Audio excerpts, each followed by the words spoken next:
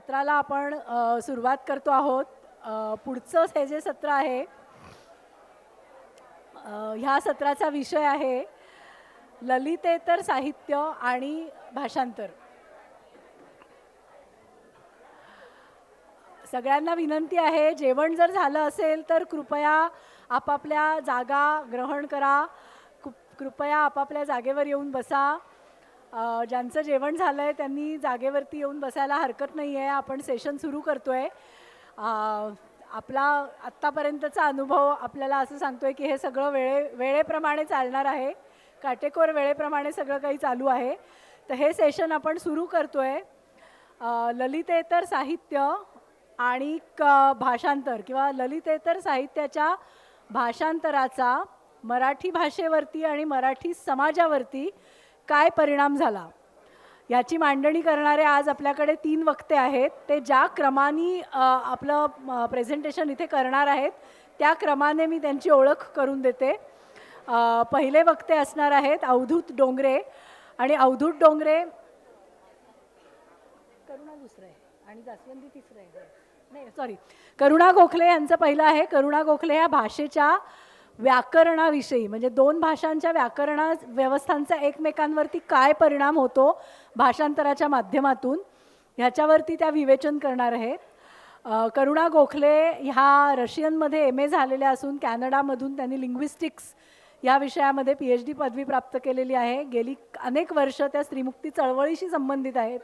त्या स्वतः एक चांगल्या भाषांतरकार आणि इंडिपेंडंट लेखिका तर आहेतच, परंतु राजहंससारख्या मातब्बर प्रकाशनामध्ये गेली अनेक वर्ष त्या संपादनाचं काम करतात, ज्यामध्ये भाषांतरित संहितांचा पण समावेश आहे.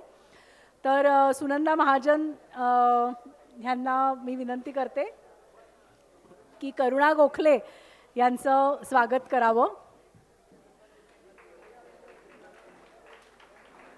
दुसरं ह्यामधलं जे प्रेझेंटेशन किंवा सादरीकरण असणार आहे ते आहे अवधूत डोंगरे. अवधूत डोंगरेंचा अनेकांशी परिचय, एक चांगले उभरते भाषांतरकार आणि अर्थातच स्वतंत्र कादंबरी लेखन करणारे नवे ताज्या दमाचे तरुण लेखक असा आहे. आमच्या दृष्टीने एक विशेष सांगण्यासारखी गोष्ट म्हणजे बहुतेक अवधूतनी अगदी सुरुवातीच्या काळात केलेलं एक पुस्तक परीक्षण. आम्ही केल्याने भाषांतरमध्ये अनेकदा पुस्तक परीक्षणं देतो आणि ती पुस्तक परीक्षणं भाषांतरित पुस्तकांची असतात. तर त्यामध्ये सरोज देशपांडेंनी भाषांतरित केलेल्या पुस्तकाचं अतिशय सटीक असं त्यांनी परीक्षण दिलेलं होतं आमच्याकडे आणि त्याच्याबद्दल आम्हाला थोड्याशा शिव्याही खायला लागल्या होत्या की एवढ्या तरुण मुलांनी असं लिहिलेलं क्रिटिकल तुम्ही असं कसं छापता. म्हटलं जे त्यांनी तर्कशुद्ध मांडणी केली ती आम्हाला पटली, त्यामुळे आम्ही ते छापलं आहे. ह्याच्या अवधूत बोलणार आहे ते म्हणजे संकल्पना आणि संज्ञा ह्यांच्या भाषांतराविषयी. आजचं तिसरं जे आहे ते सादरीकरण आहे डॉक्टर जास्वंदी वांबुरकर यांचं. जास्वंदी वांबुरकर ह्या SNDT मुंबई येथे इतिहास विषयाच्या प्राध्यापिका आहेत, उपप्राचार्य आहेत. त्यांचं विशेष अभ्यास क्षेत्र म्हणजे विविध मराठी नियतकालिकातून होणारं लिखाण स्वातंत्र्यपूर्व काळातलं. त्या आज जी मांडणी करणार आहेत ती वैचारिक लेखन, विशेषतः नियतकालिकातून आलेलं वैचारिक लेखन आणि त्यांनी मराठी लेखनाचं रादर भाषांतर आणि त्यांनी मराठी समाज जीवनावरती घडवलेले परिणाम, ह्या सगळ्यांची ओळख ही अतिशय इथे आम्ही त्रोटक अशी करून देतो आहे. ह्याचं कारण असं त्यांची विस्तृत परिचय त्यांचा आपल्याला जे बुकलेट मिळालेलं आहे त्याच्यामध्ये विस्तृत परिचय, त्यांची पब्लिकेशन्स असं सगळं आम्ही दिलेलं आहे. आपण मघासप्रमाणेच काम करणार आहोत. ऐका आणि जे काही प्रश्न असतील ते चिठ्ठीवर लिहून जे आमचे इथे फिरत असतील स्वयंसेवक त्यांच्याकडे तुम्ही त्या चिठ्ठ्या द्या. सत्राच्या शेवटी आपण त्या सगळ्याचा एकत्रित विचार करू आणि त्या एकत्रितपणे त्या प्रश्नांना उत्तरं देण्याचा प्रयत्न करू. तर मी आता विनंती करते की करुणा गोखले यांनी इथे यावं आणि त्यांचं पहिलं जे सादरीकरण आहे त्याला सुरुवात करावी.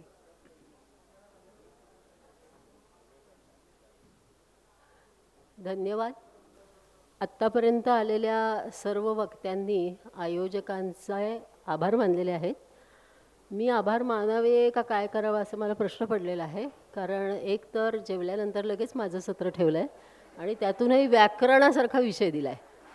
त्यामुळे साधारणपणे X आणि Y म्हटलं की गणिताला घाबरणारे जसे असतात तसं व्याकरणाला कर्ता शब्द म्हटलं कीच एकदम गळाटणारे आणि डोळे मिटणारे श्रोते असतात, ह्याची मला कल्पना आहे. त्यामुळे तरीसुद्धा मी आभार मानते. माझं एक छोटंसं 7 स्लाईड्सचं मी PPT करणार आहे आणि ललिता मराठे सकाळपासून, खरं तर त्याही आधीपासून आपल्याला खूप मदत करत आहेत. तर त्या मला PPT इथे डिस्प्ले करायसाठी मदत करणार आहेत. अनघाने जेव्हा मला सांगितलं की तुला भाषांतरामुळे भाषा कशी बदलली, किती बदलली आणि मराठीचं व्याकरण किती बदललं याच्याविषयी तुला बोलायचं आहे, त्यावेळी माझ्या मनात पहिला प्रश्न असा पडला की प्रश्न नाही, माझा पहिला विचार असा मनात आला की व्याकरण हे पाया किंवा जोतं जसं असतं एखाद्या इमारतीचं तसं असतं. त्यामुळे इमारतीमध्ये कसं पाया भक्कम असतं, जोतं भक्कम असतं, वादळ वारं आग या सगळ्याच्या भक्ष्यस्थानी जसे वरचे मजले पडतात, इमारतीचे टवके उडतात, दारं खिडक्या खिळखिळी होतात, रंग उडतो, पण जोतं आणि पाया बहुसंख्य वेळा अगदी भूकंपात सुद्धा शाबूत राहतात. तसं भाषेचा जो व्याकरणाची व्यवस्था असते ती अशी पटकन गदागदा हलत नाही. व्याकरण हे अतिशय भक्कम पायासारखं असतं. त्याचा जो एक कच्चा आराखडा असतो तो आत्मसात करण्याची एक उपजत सहज प्रवृत्ती माणसामध्ये असते. आणि हे माझं विधान नाही, हे चॉम्स्कीचं अर्थातच विधान आहे की मनुष्याचं बाळ जसं दूध पिण्याचं एक उपजत प्रेरणा घेऊन जन्माला येतं, त्याप्रमाणे मनुष्याचं मूल हे त्याच्या कानावर जी भाषा पडते त्या भाषेचा कच्चा आराखडा, ती भाषा ऐकून ऐकून आपोआप मनामध्ये आत्मसात, तयार नाही मी म्हणत आहे, कारण की त्याच्या बाजूचे प्रौढ असतात, ते जी भाषा त्याच्याशी बोलत असतात बाळाशी, त्या भाषेची व्यवस्था काय आहे हे जाणून घेण्याची एक उपजत क्षमता माणसाच्या बाळामध्ये असते असं चॉम्स्कीनी म्हणून ठेवलं आहे. आणि त्यात बरंच तथ्य असावं, कारण की आपण कुणीच जगाच्या पाठीवरचा कुठचाही आईबाप आपल्या बाळाला कर्ता कर्म क्रियापद सकर्मक क्रियापद विशेषण क्रियाविशेषण असं काहीही न शिकवता सुद्धा 3 वर्षाचं माणसाचं मूल हे जवळजवळ 90% व्याकरणीय दृष्ट्या अचूक मातृभाषा बोलतं. त्यामुळे व्याकरणात काय बदल झाले भाषांतरामुळे, हा प्रश्न खरं तर थोडासा त्याचं उत्तर देणं जरा अवघड आहे, कारण व्याकरण असं पटकन बदलत नाही. आता व्याकरणाच्या जोत्यावर किंवा पायावर जी भाषेचा इमला पुढे चढलेला असतो त्याचे सुद्धा बरेच अंग असतात. म्हणजे व्याकरण म्हणजे काय फक्त वाक्यरचना अशी नसते, ध्वनी व्यवस्था असते, शब्द ज्याला लेक्सिकॉन म्हणतो तो शब्दसंग्रह असतो, शब्दसंपदा असते त्या वाक्याची, त्या भाषेची, तर ती मात्र खूप बदलू शकते. पण भाषांतरामुळे भाषांतरं वाचून एखाद्या भाषेचे इतर अंग बदलली असं जर घडायचं असेल ना, तर एकतर प्रचंड प्रमाणात अनुवाद वाचले जावे ही पूर्वअट आहे. आणि ते साधारण 19व्या शतकापासून 20व्या शतकाच्या सुरुवातीपर्यंत ते घडत होतं, कारण की भाषांतर हे नव्या ज्ञानाकडे, नव्या जगाकडे बघण्याची एक खिडकी उघडून देत होतं. आताही भाषांतरं वाचली जातात, नाही असं नाही, पण तरी त्या काळामध्ये भाषांतरं वाचून किंवा भाषांतरं करून मराठी भाषेचा जो शब्द संग्रह होता तो नक्की वाढला. पण व्याकरणाच्या बाबतीत आपण ते फारसं म्हणू शकत नाही. पण तरीसुद्धा मी आता म्हणजे मराठी भाषेवरती व्याकरण व्यवस्थांचे सुद्धा प्रभाव पडलेले आहेत, पण त्याहून जास्त अर्थातच शब्दांच्या बाबतीत पडलेले आहेत. कारण की माणसाच्या दैनंदिन व्यवहारामध्ये शब्द हे जसं चलन सतत वापरलं जातं तसं, आणि त्यामुळे ते बदलण्याची, त्याची उसनवारी करण्याची, ते कर्जाऊ देण्याची किंवा त्याची सक्ती करण्याची की हेच चलन वापरलं पाहिजे, ही अशी जी सक्ती होते माणसाच्या दैनंदिन भाषिक व्यवहारामध्ये, तशी व्याकरणाच्या बाबतीमध्ये होत नाही. त्यामुळे आपण असं आज जर आपण 800 वर्षापूर्वीची ज्ञानेश्वरी बघितली तर ज्ञानेश्वरीतले जवळजवळ 50 ते 60% शब्द आपल्याला कळणार नाहीत. पण ज्ञानेश्वरीचं जर आपण व्याकरण पाहिलं तर ते मात्र फारसं बदललेलं दिसत नाही. भाषाशास्त्राचा नियम असा आहे की साधारण कुठलीही भाषा की जी मोठ्या प्रमाणात एखाद्या समूहाकडनं बोलली जाते ती 1000 वर्षामध्ये इतकी बदलते की मग ती कळेनाशीच होते, आणि मग तिला दुसऱ्या एका भाषेचा दर्जा, आपल्याला स्वतंत्र भाषेचा दर्जा तिला आपोआप मिळायला लागतो. आणि म्हणून आपण पाहतो की ज्ञानेश्वरी आपल्याला कळायला अवघड जाते, तुलनेने तुकोबा कळतात. अगदी शब्दाच्या पातळीवर सुद्धा आपल्याला तुकोबा कळणं सोपं जातं, पण ज्ञानेश्वरी कळणं अवघड जातं. आणि म्हणून माझ्यासारखे जे अनेक आहेत की जे ज्ञानेश्वरीचं अर्वाचिनीकरण वाचतात, सगळी ज्ञानेश्वरी कळायची असेल तर अर्वाचिनीकरण वाचतात. आणि ते वाचताना मूळ ज्ञानेश्वरीशी तुलना केली की माझ्या असं लक्षात आलं की व्याकरणावर किंवा मी फक्त वाक्यरचना या एका भागावरती बोलणार आहे की ज्ञानेश्वरीचं जेव्हा अर्वाचिनीकरण झालं त्यावेळी भाषेने काही घेतलं म्हणण्यापेक्षा भाषेने, मराठी भाषेने गमावलं आहे. हे मी याच्यासाठी म्हणते आहे की ज्ञानेश्वरांनी अनेक शब्द हे क्रियापद म्हणून फार लिलया वापरलेत. म्हणजे थोरावले, निरोपिले, आता हे जे शब्द आहेत की जे नामांपासून तयार झालेले क्रियापद ज्ञानेश्वरांनी अगदी सहजी पेरलेली आहेत किंवा ती त्यांच्या वापरातच होती, ती मराठीने गमावली आहेत. आणि तुम्ही जेव्हा क्रियापदं गमावता किंवा नवीन क्रियापदं आहे त्या शब्दांपासून करण्याची प्रक्रिया तुमची कमकुवत होते किंवा थांबते, तेव्हा तुमची भाषा जरा गरीब व्हायला लागते व्यक्तीकरणाच्या दृष्टीने. आज आपल्याला जेव्हा आपण द्विभाषिक आहोत, इंग्लिशमध्ये आपल्याला लक्षात येतं की इंग्लिशमध्ये कुठलंही अगदी तंत्रज्ञानाशी निगडीत जरी शब्द आला तरी इंग्लिश त्याचं पटकन क्रियापद करून टाकतं.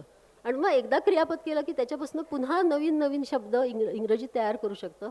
मराठी ते करत नाही, कारण की मराठीने जी ज्ञानेश्वरांजवळ होती त्या काळात शक्ती होती क्रियापद तयार करण्याची किंवा क्रियापद म्हणून तोच शब्द वापरण्याची, ती आपण गमावलेली आहे, त्याची सवय आपल्याला गेलेली आहे. आणि त्यामुळे एका परीने हा मराठीच्या व्याकरणावरचा व्याकरणामध्ये दिसणारा असा एक तोटा आहे, एक कमतरता आहे. तर मी आज मुख्यत्वे करून फक्त आधुनिक मराठीची वाक्यरचना आणि भाषांतराचा त्याच्यावर काय परिणाम झाला आहे एवढंच बोलणार आहे. कारण की 20 मिनिटामध्ये फारसा कशालाच न्याय दिला जाणार नाही. आणि मग कदाचित फक्त मी काही उल्लेख केले तर फक्त अरे बापरे करुणाने हे वाचलेलं दिसतंय बरं का, एवढंच तुम्हाला कळेल, त्याहून जास्त तुमचा काहीच त्याच्यात फायदा होणार नाही. म्हणून मी आज फक्त आधुनिक मराठीची वाक्यरचना आणि त्याच्यावरती भाषांतराचे काय परिणाम झाले एवढ्यापुरतं मर्यादित बोलणार आहे. तर मी ललिताला विनंती करते की तिने कृपया पहिली काय म्हणतो आपण स्लाईडला मराठीमध्ये, पारदर्शिता ना, पारदर्शिता दाखवा. ओके ओके, राहू देत.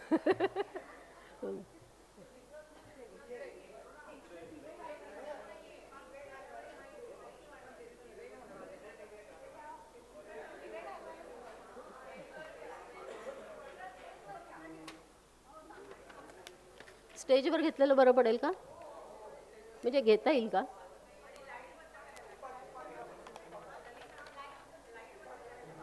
ललिता प्लीज पहिली स्लाईड दाखवते. ही दाखवली होतीस का तू, कारण मला दिसत नाही, नव्हती दाखवली.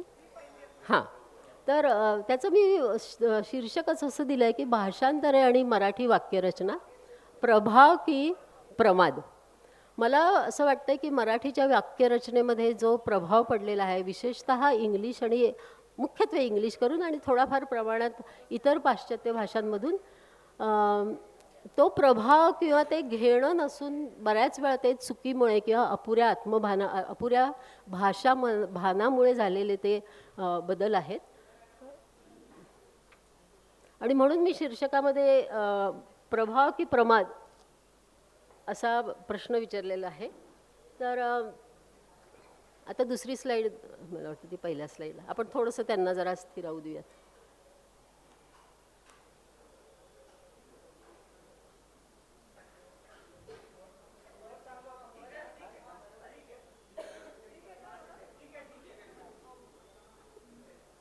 त्यामुळे हे उपशीर्षक देण्याचं कारण असं की मला तरी असं वाटतंय की हा प्रभाव नसून थोडासा प्रमाद आहे. पण एका बाबतीत मात्र जो प्रभाव मला वाटायला लागला आहे तो मी अर्थातच सगळ्यात शेवटच्या स्लाईडमध्ये वापरणार आहे.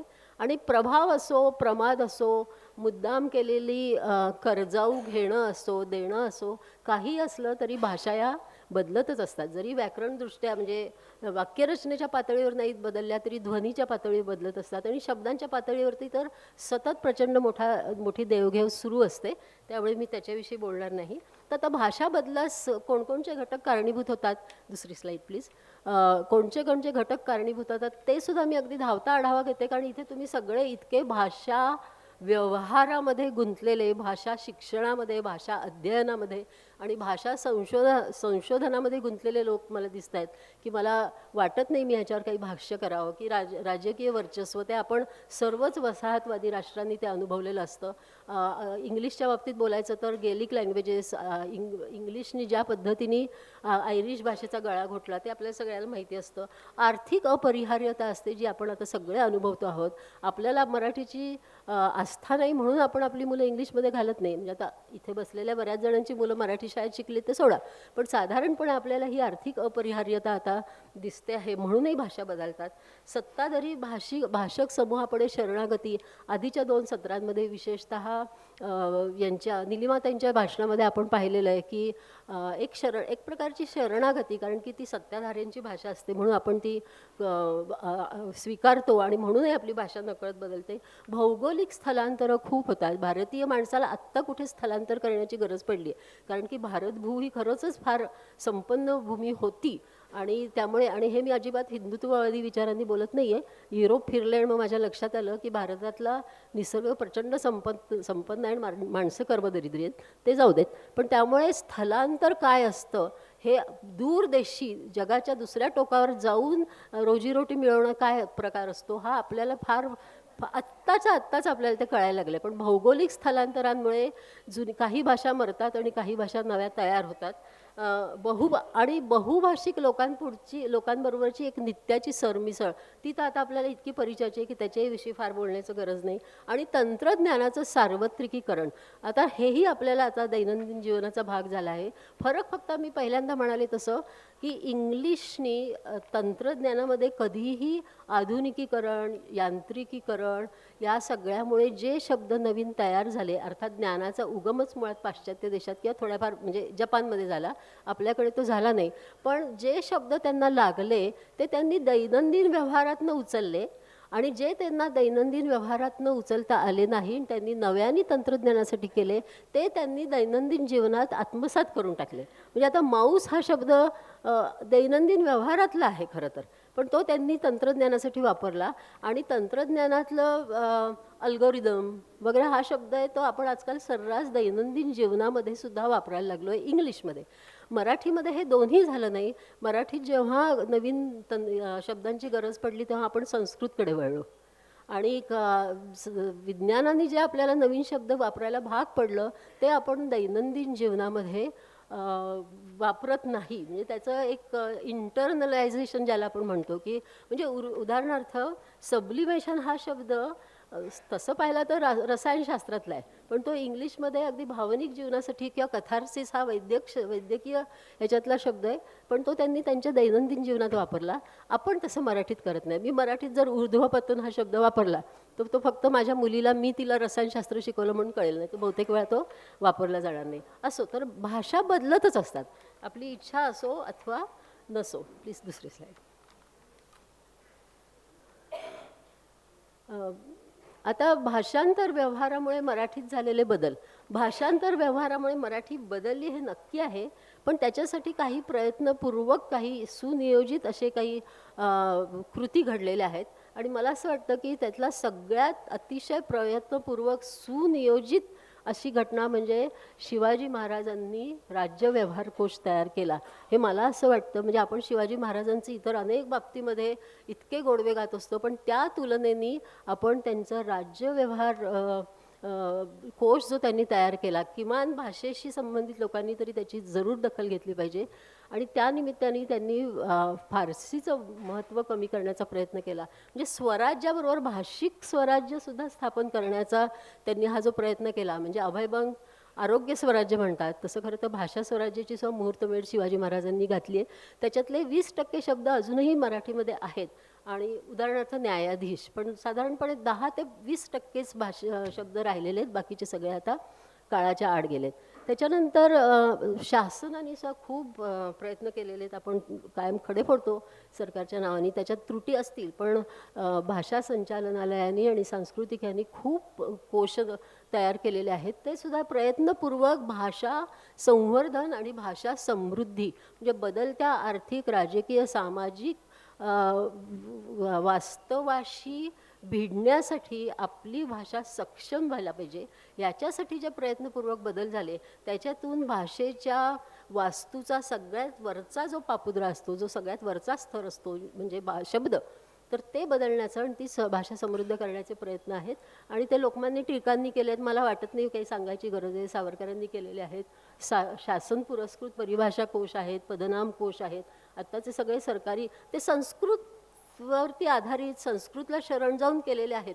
पण सावरकरांनी कधी संस्कृतला शरण जाऊन केले आणि कधी अतिशय सोपे शब्द सुद्धा त्यांनी मराठीला दिले. लोकमान्य टिळकांनी, माझ्याकडे एक पुस्तक आहे त्याच्यात त्यांनी ती यादी दिलेली आहे की 1153 शब्द त्यांनी मराठीमध्ये दिले. आपल्या सगळ्यांना माहिती आहे मध्यमवर्ग, लाल फितीचा कारभार वगैरे सगळे हे लोकमान्य टिळकांनी दिलेले आहेत. सुलभीकरण स्व लोकमान्यांनी केलं, त्याच्यात त्यांनी जवळ 6000 वाक्य नाही म्हणायचं, वाक्प्रचार त्यांनी सोपे केले. म्हणजे अगदी बंधमुक्त केल्याऐवजी कैद्याची सुटका केली वगैरे असे सुद्धा शब्द त्यांनी त्यांच्या केसरीमधनं प्रचलित केले. त्याच्यानंतर आधुनिक जीवन व्यवहारासाठी उपयुक्त शब्दांची निर्मिती, मला असं वाटतं भाषांतरकारांचं हे कर्तव्य आहे की आपण जेव्हा एखादी कलाकृती, लेखनकृती, मग ती ललित असो, कायद्याची भाषा असो किंवा वैद्यकीय असो किंवा राजकारणावरचं असो, आपण आपल्या मराठीमधनं जर त्याच्यासाठी काही पर्यायी शब्द शोधता आले आणि ते प्रचलित करता आले तर ते जरूर करावे. एक भाषांतराच्या हे एक अनुषंगिक चांगलं काम भाषांतरकारांनी करावं असं मला वाटतं. आणि त्याच्यासाठी अजूनही आपल्याकडे तयार होता येते. मग आता देखभाल खर्च, किती सुंदर शब्द आहे, पण आपण अजूनही मेंटेनन्स म्हणतो, मेंटेनन्स चार्जेस. तर देखभाल खर्च आहे. नंतर पाडकाम आहे. माझ्या एका आर्किटेक्ट मैत्रिणींनी डिमॉलिशनसाठी पाडकाम हा शब्द सुचवला आणि फार सुंदर शब्द आहे तो. त्याच्यानंतर वळणबिंदू, टर्निंग पॉईंटला आपण वळणबिंदू म्हणू शकतो. धनादेश हा तर मला शब्द खूप आवडतो. म्हणजे त्याच्यात संस्कृत शरणता जरी असली तरीसुद्धा हा शब्द चांगला आणि तो कळण्यासारखा आहे सगळ्यांना. मला एक शब्द विशेष सांगावा असं वाटतो की मला नेहमी प्रश्न पडायचा की क्रॉकरीला किंवा फर्निचरला मराठीत शब्द नाही. तर फर्निचरला मला अजून काष्टसज्जा, म्हणजे इथे पुन्हा आपण जरा संस्कृतमध्ये जातोय. पण जर कुणाला सुचला तर त्यांनी जरूर, माझा नंबर आहे, कुणीतरी कुणाला सुचला याहून सुद्धा सोपा शब्द त्यांनी जरूर कळवावा. मला क्रॉकरीसाठी फार अचानक एक फार सुंदर शब्द मिळाला आणि तो म्हणजे माझं लग्न झाल्यानंतर अगदी दुसऱ्याच दिवशी माझ्या सासूबाई म्हणाल्या, बघ तू येणार ना म्हणून मी नवीन क्रॉकरी काढली आहे. पण त्यांनी क्रॉकरी नाही म्हटलं, त्यांनी काचोळा म्हटलं, काचोळा. हां, आणि मला फार तो शब्द आवडला. तर असो, तर अशा प्रकारे वरचं बाह्य आवरण जे असतं भाषेचं, शब्दाच्या रूपाने, शब्दाचा जो साज असतो ना तो सतत बदलत असतो भाषेचा. आणि त्यालाही आपण कारणं बघितली. पुढची स्लाईड ललिता.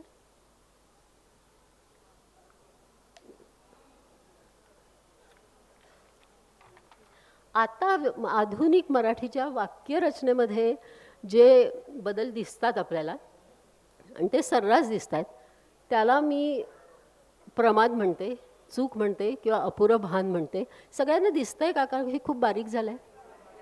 खूप बारीक झालं आहे का? मला ते ललिता ते करू शकू आपण थोडं मोठं? हां, ओके, ठीक आहे. तोपर्यंत मी बोलणं मात्र सुरू ठेवते. या चुकीचा उल्लेख सकाळच्या एका सत्रामध्ये झालेला आहे की त्याला सहनिर्देशक सर्वनामांचा वापर, मी व्याकरणाचे शब्द वापरणार कारण की मला अनघानी व्याकरणावरती सत्र घ्यायला सांगितलं आहे. सहनिर्देशक सर्वनामांचा वापर म्हणजे ज्यामध्ये त्यामध्ये, अगदी सोपं. हं, तर असे आपण वाक्य आणि त्याचे पोटवाक्यांचे चुकीचे क्रम, हा बदल हा अनुवादामुळे झालेला आहे. आता हा बदल अनुवादकच करतात असं नाही, अनुवादक तर करतात, पण स्वतंत्र लेखनात सुद्धा लोक आता हा करायला लागलेली आहेत. आणि याचं कारण असं की ह्याचा शब्द वैखरीच्या आधीची जो आपला टप्पा असतो विचारांचा, मध्यमा, त्याच्यामध्येच मुळात आजकाल आपण विशेष करून आपल्या कार्यक्षेत्रातल्या गोष्टींविषयी, घटितांविषयी इंग्लिशमध्ये विचार करतो, इंग्लिश वाचतो आणि मग ते ज्ञान आपल्याला मराठीत सांगायचं असतं. त्यामुळे वैखरीच्या आधीचा आपला जो टप्पा असतो त्याच्यामध्ये इंग्लिश किंवा पाश्चात्य शब्दांचा, व्याकरणाचा, वाक्यरचनेचा प्रभाव असतो आणि मग तोच प्रभाव घेऊन आपण मराठीमध्ये ते म्हणतो. आणि त्यामुळे सहनिर्देशक सर्वनामांचा वापर आपण सर्रास करतो. एकच उदाहरण मी देईन. ही एक रूपक प्रधान कादंबरी आहे. ही कुठलीही उदाहरणं मी स्वतः तयार केली नाहीत, ती मला सापडलेली आहेत आणि अतिशय चांगल्या प्रथित यश लेखकांच्या लेखनातली आहेत. ही एक रूपक प्रधान कादंबरी आहे ज्यामध्ये कलाकाराचे स्वतंत्र अस्तित्व, दडपशाही विरुद्ध आवाज या मुद्द्यांचा गंभीरपणे शोध घेतला आहे. आता ज्यामध्ये हे सहनिर्देशक सर्वनाम आहे. या कथेत तीच व्यक्ती म्हणते, या कथेतील नायक एक संगीतकार आहे जो आपल्या गाण्यांमधून सत्ताधाऱ्यांविरुद्ध आवाज उठवतो. जो, जे हे सगळे सहनिर्देशक सर्वनामं. त्याच्यानंतर आणखीन एक प्रमाद मला वारंवार दिसतो आपल्या लेखनामध्ये, स्वतंत्र लेखनामध्ये सुद्धा आणि अगदी आजकाल बोलताना सुद्धा, आणि तो म्हणजे असणे या क्रियापदाचा अनावश्यक वापर. आणि आता समस्या अशी झाली आहे की हा वापर अनावश्यक आहे, हे चांगलं मराठी नाही आहे, हे सुद्धा जाणवेन असं झालेलं आहे. आता मी उदाहरणं देते तुम्हाला आणि ती फार चमत्कारिक उदाहरणं आहेत, पण ती खरी वापरातली उदाहरणं आहेत. मी पुन्हा सांगते, हे मी माझा मुद्दा अधोरेखित करावा म्हणून स्वतः तयार केलेली उदाहरणं नाहीत. पुढचं जे वाक्य आहे ते वाक्य लोकसत्तेतलं आहे. मूळचा लातूरचा असलेल्या त्याने अखेरीस पुण्यात बिऱ्हाड थाटले. आपल्या सगळ्यांना असणे हे क्रियापद आता अनिवार्य वाटायला लागलं आहे मराठीमध्ये. आणि कुणी म्हणेल की इथे कुणी लोकसत्तेचा वार्ताहर आहे का? असलं तर मला खरं आनंद होईल, कारण की मी सहजी सापडणारा म्हणून रोजचा लोकसत्ता घेतला आणि त्याच्यातनं ही सगळी उदाहरणं घेतली आहेत. मूळचा लातूरचा असलेल्या त्याने अखेरीस पुण्यात बिऱ्हाड थाटले. दुसरं पण असंच आहे. मोजक्या आणि प्रचंड असणाऱ्या टेक कंपन्यांची तुलना, बघा, मोजक्या आणि प्रचंड असणाऱ्या टेक कंपन्यांची तुलना रॉकफेलर समूहाच्या तेलावर असणाऱ्या नियंत्रणाशी होते. याचे मी लेखक नंतर सांगणार आहे, इथे नाही आहेत म्हणून सांगणार आहे. किती साधं सोपं आहे. म्हणजे म्हणून मी म्हणते की हे देणं आहे, हे काहीतरी मिळालेली भेट आहे का हा त्रास आहे, हे आता आपण आपल्याला ठरवायची वेळ आलेली आहे. कारण की आपण अगदी साधं सोपं आहे, मोजक्या आणि प्रचंड अशा टेक कंपन्यांची तुलना रॉकफेलर समूहाच्या तेलावरील नियंत्रणाशी होते. तेलावर असणाऱ्या नियंत्रणाशी वगैरे म्हणायची काही गरज नाही, पण आपण आता असा घास घ्यायला लागलो आहे आणि तो कुणाला खटकेनासा झाला आहे. मला आश्चर्य ह्याचं असं वाटतं की भाषांचा प्रवास हा बहुतांश वेळा सुलभीकरणाकडे होतो. हे इथे उलटच चालली, आपली गंगा उलटी व्हायला लागली. आपण असे पुन्हा घास घ्यायला लागलो आहे प्रभावामुळे.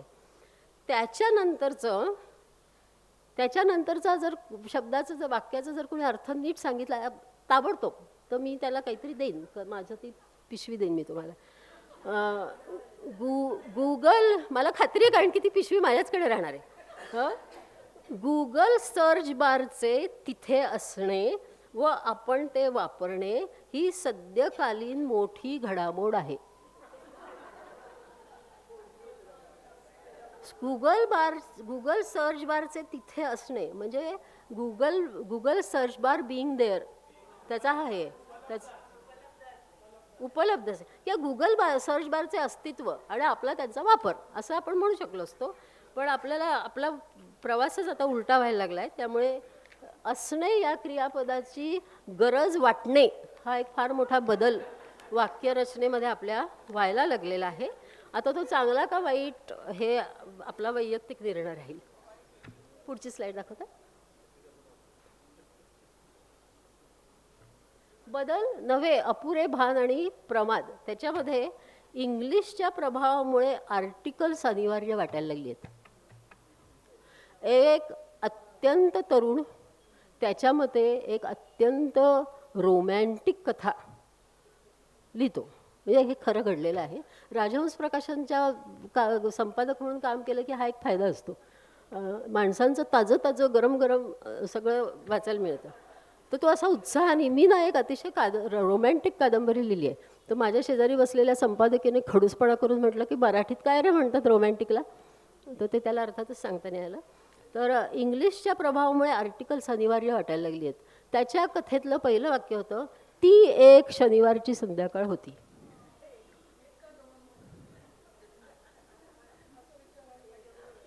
पण हे एक खूप आपल्याला अनिवार्य वाटायला लागलं हां. ती एक शनिवारची संध्याकाळ होती.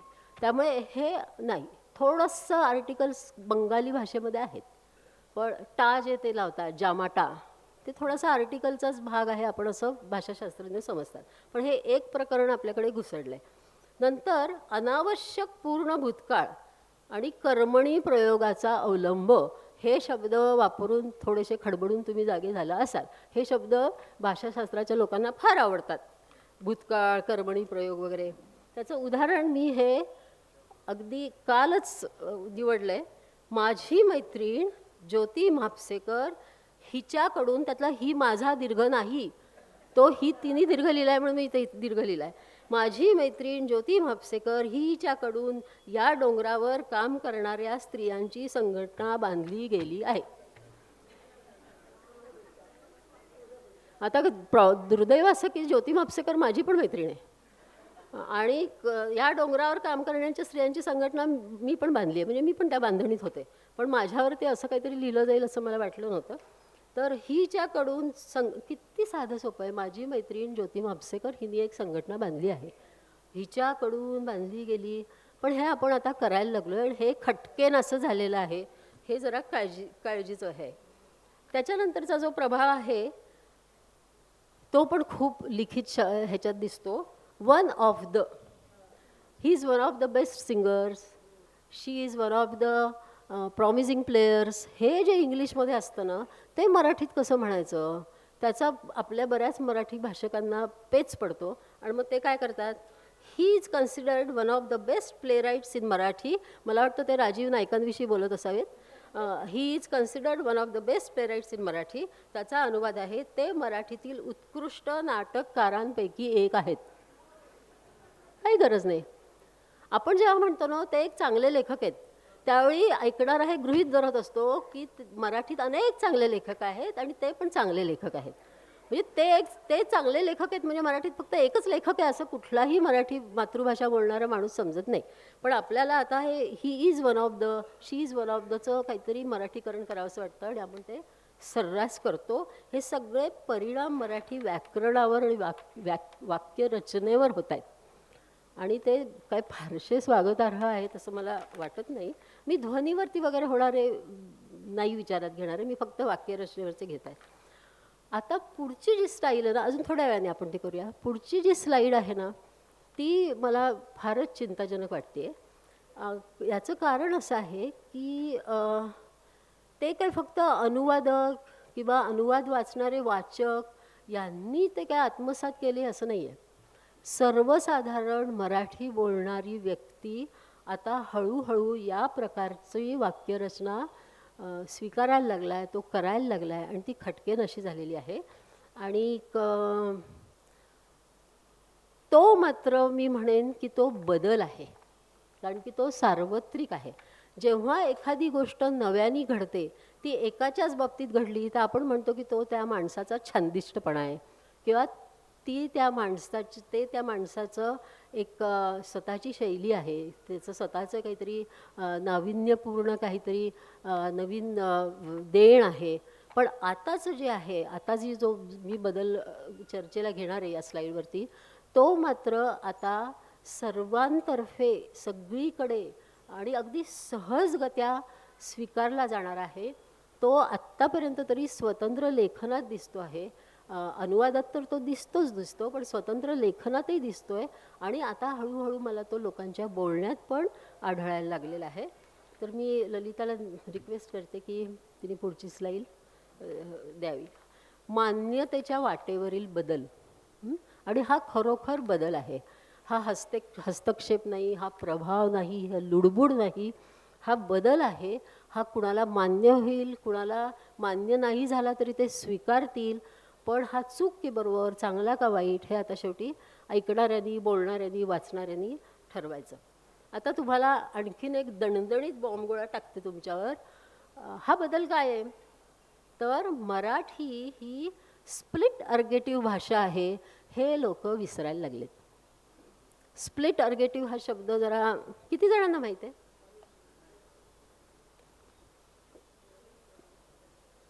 भाषाशास्त्रात PhD केलेले राजीव नाईक हातवर करतात फक्त. पण अर्थातच पण स्प्लिट अर्गेटिव्ह हा शब्द जरी नसला तरी आपण सगळेजण उत्तम शुद्ध स्प्लिट अर्गेटिव्ह मराठी बोलतो. आता स्प्लिट अर्गेटिव्ह म्हणजे काय हे मला थोडंसं सांगावं लागेल, आणि मराठी आणि इतर नॉन अर्गेटिव्ह भाषा म्हणजे काय हाही थोडासा फरक 2 मिनिटात मी सांगते. मला किती वेळ उरला आहे अजून? 5 मिनटं आहेत ना, मग होईल 5 मिनटात. इंग्लिश ही भाषा, मी सारखं इंग्लिशचं उदाहरण घेते कारण तीच आपल्याला आता जवळजवळ आपली द्वितीय भाषा झाली आहे.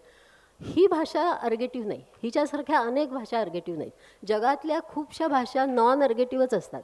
मराठी नाही आहे, मराठी स्प्लिट अर्गेटिव्ह आहे. त्याच्यानंतर हिंदी स्प्लिट अर्गेटिव्ह आहे.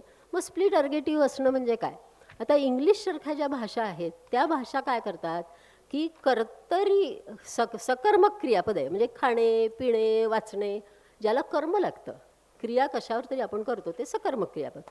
तर या भाषा ज्या आहेत इंग्लिशसारख्या, या सकर्मक क्रियापद जर वापरायचं असेल, म्हणजे she sings a song, he eats ice cream every day, असे जे सकर्मक क्रियापद असतात त्याच्या कर्त्याला कुठलंही विभक्ती प्रत्यय लावत नाही. त्यामुळे हर सिंग अ सॉन्ग वगैरे असं कधी इंग्लिशमध्ये होत नाही. शी सिंग्स अ सॉन्ग. त्यामुळे कर्त्याला काहीही क्रियापद न लावणार, काहीही विभक्ती प्रत्यय न लावता ते ती क्रिया सकर्मक क्रिया सांगतात. त्याला म्हणायचं नॉन अर्गेटिव्ह लँग्वेजेस. आणि ती प्रथम त्यांच्याकडे ती नॉमिनेटिव्हमध्ये किंवा कर्ता हा नेहमी प्रथमा विभक्तीत असतो. म्हणजे विजय कॅरम खेळतो आहे, त्यातला विजय हा आपल्या दृष्टीने जर करता असेल तर आपण विजयला काहीही लावत नाही आहे, म्हणजे ते प्रथमा विभक्तीत आहे. स्प्लिट अर्गेटिव्ह भाषा ज्या असतात ना त्या काय करतात, कधी कधी कर्त्याला प्रथमेत टाकतात, कधी कधी त्याला तृतीयेत टाकतात. इन्स्ट्रुमेंटल केस वापरतात. मराठी तशी आहे. आता मी एक मराठीतलं उदाहरण देते तुम्हाला की आधी इंग्लिशमधलं देते की काय, aunt Liza reads Bible every day. त्याचं मराठीत काय होईल की काय बाबा, लिझाला मावशी म्हणून आत्या म्हणून, लिझा रोज बायबल वाचते. आता हेच जर भूतकाळात म्हणायचं असेल तर इंग्लिश काय म्हणेल, Liza red Bible every day. मराठीत लिझा रोज बायबल वाचली म्हणू का आपण? लिझानी रोज आयुष्यभर लिझाने रोज बायबल वाचलं. म्हणजे लिझा वर्तमान काळात आपण लिझाला तशीच सोडतो, पण भूतकाळात ती करता झाली की आपण त्याला नी लावतो किंवा ने लावतो. याला म्हणायचं स्प्लिट अर्गेटिव्ह भाषा. हिंदी पण असंच करते. हिंदी पण म्हणते विजय हर हफ्ते मूवी देखने जाता है, पण तेच जर भूतकाळात म्हणायचं असेल तर विजय ने हर हफ्ते कुछ न कुछ ड्रामा या मूवी देखा, म्हणजे विजयने केला. तर या भाषा स्प्लिट अर्गेटिव्ह आहेत, मराठी आणि हिंदी. आता आपण हळूहळू हे विसरायला लागलो आहे. मी का म्हणते असं, ह्याची उदाहरणं मी बोली तर असेल, म्हणजे कानडी भाषक जेव्हा मराठीत बोलतात ना, अगं शैला पण तुझ्यासारखंच विचार केली, मग आपण लगेच ओळखतो ही कानडी आहे. कारण की कानडी ही अर्गेटिव्ह भाषा नाही आहे, स्प्लिट अर्गेटिव्ह. कारण की तो कानडीचा प्रभाव आहे. हां हां, पण म्हणजे हा त्याच्यामध्ये सरमिसळ जी आहे ना ती भौगोलिक सीमा प्रांतातली सरमिसळ आहे. भौगोलिक सीमा प्रांतातली सरमिसळ तर असते, म्हणजे त्यात अशुद्ध चूक वगैरे असं काही नाही. हे प्रभाव आहेत, ते चांगले समजायचे का वाईट समजायचे, चूक का बरोबर, हे शेवटी राजकीय दृष्ट्या ठरतं खरं तर अगदी. त्यामुळे आपण चूक बरोबर श्रेष्ठ कनिष्ठ असं काही म्हणायला नको. पण भाषा कानडी अर्गेटिव्ह नाही आणि मराठी स्प्लिट अर्गेटिव्ह आहे, आणि ते लगेच आपल्याला कळतं. आता मराठीमध्ये अनुवाद करताना मराठी भाषक, मराठी शाळेत शिकलेले, मराठी उत्तम बोलणारे, लिहिणारे, वाचणारे अनुवादक असं करायला लागलेत की मराठी स्प्लिट अर्गेटिव्ह आहे हे ते विसरलेत. माझ्याकडे आलेला एक अनुवाद आहे, त्याच्यात त्यांनी ते अर्थशास्त्राशी संबंधित ती संहिता होती, त्यात मला वाक्य दिसलं त्यांचा अनुवाद, व्यापार आपल्याला श्रीमंत करतो. आणि अर्थातच मी त्याला आक्षेप घेतला आणि माझ्या आक्षेपावर त्यांनी पण आक्षेप घेतला असं मला नंतर प्रकाशकांनी सांगितलं. पण ते म्हणाले ह्याच्यात काय चुकीचं आहे. म्हटलं हे तुम्हाला वाचायला बरं वाटतंय का? ते म्हणे मग कसं म्हणणार मराठीत? अहो म्हटलं, व्यापाराने समृद्धी येते, इतकं साधी गोष्ट आहे म्हटलं. पण व्यापार आपल्याला श्रीमंत करतो हा इंग्लिशचा, कदाचित जर ते कानडीच मातृभाषा त्यांची असेल मला माहिती नाही, तर तो कानडीचा सुद्धा प्रभाव असू शकेल, की ज्याच्यामध्ये भूतकाळ असो भविष्यकाळ असो काहीही असो, करता हा नेहमी प्रथमेतच येतो.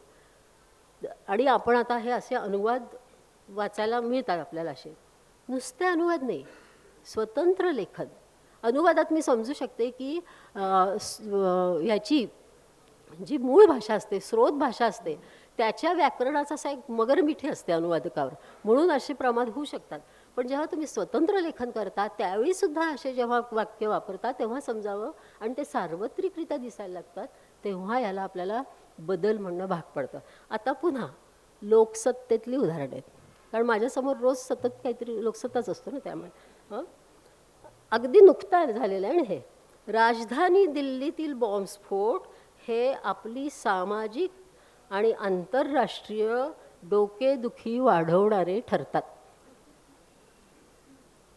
हे छान नाही आहे मराठी, हे मराठी छान नाही आहे आणि हे नैसर्गिकरित्या येणार पण नाही आपल्याला. आपण पटकन म्हणू की राजधानीतले बॉम्बस्फोट आपल्या स्फोटांनी आपली डोकेदुखी वाढणार आहे. आपण पटकन स्फोटाचं ऐवजी स्फोटांनी करू, कारण की ते आपल्याला रुजलेलं आहे. मी म्हटलं तसं, मी नाही म्हटलं, चॉम्स्कीनी म्हटलं तसं, ह्याचा व्याकरणाचा आराखडा बाळाच्या डोक्यात 8व्या महिन्यामध्ये तयार झालेला असतो. तो बोलला जरी नाही तरी तो आराखडा असतो त्याच्या ह्याच्यात.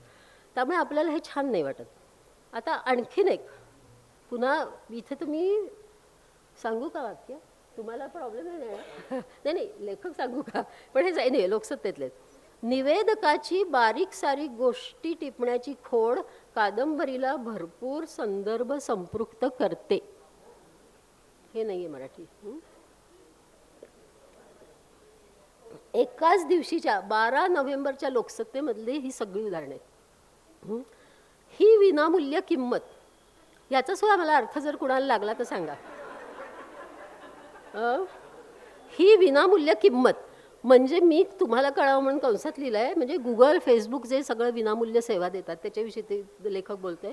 ही विनामूल्य किंमत पारंपरिक कायदेशीर चौकटीला अंध करते. मराठीमध्ये भूतकाळात किंवा जर करता हा निर्जीव वस्तू असेल किंवा अमूर्त गोष्ट असेल तर आपण भूतकाळात त्याला नी हा प्रत्यय लावतो, त्याला इन्स्ट्रुमेंटल केस मराठी किंवा मराठीत तृतीया म्हणतात. तर हे हा मात्र जो बदल आहे तो मला असं वाटतं की आता हा बदलच झालेला आहे, कारण की स्वतंत्र लेखन करणारे तो सर्रास लिहायला लागले आहेत. आणि आपल्याला जरी तो खटकला, कारण की मला असं वाटतं आपण सगळे सदैव भाषेशीच खेळ करत असतो, आपण भाषा बोलतो, वाचतो, जगतो, सगळं भाषेशीच करतो, म्हणून आपल्याला ते खटकतं आहे. पण मी प्रयोग म्हणून 10 तरुण मुलांना विचारलं तर ते म्हणाले मग कसं म्हणायचं, म्हणजे असं नाही म्हणायचं तर ते कसं म्हणायचं हा प्रश्न त्यांना पडला होता. ह्याचा अर्थ हा बदल आता सार्वत्रिक झालेला आहे. मला असं वाटतं मला जो विषय दिला होता त्याच्याशी मी जास्तीत जास्त प्रामाणिक राहायचा प्रयत्न केलेला आहे आणि व्याकरणाच्या संज्ञा ज्या आहेत त्या शक्यतोवर प्रयत्न केला मी सोपं करून सांगण्याचा. परिभाषेविषयी वगैरे मी काही जास्त उदाहरणं दिली नाहीत, कारण की याच्यानंतरचा विषयच मुळात त्याचे तज्ज्ञ आपल्याकडे आहेत, ते नंतरचं सत्र घेणार आहे. पुढची स्लाईड दाखवता. त्यामुळे मला असं वाटतं इथे थांबते. काही प्रश्न असतील तर जरूर विचारा नंतर. धन्यवाद.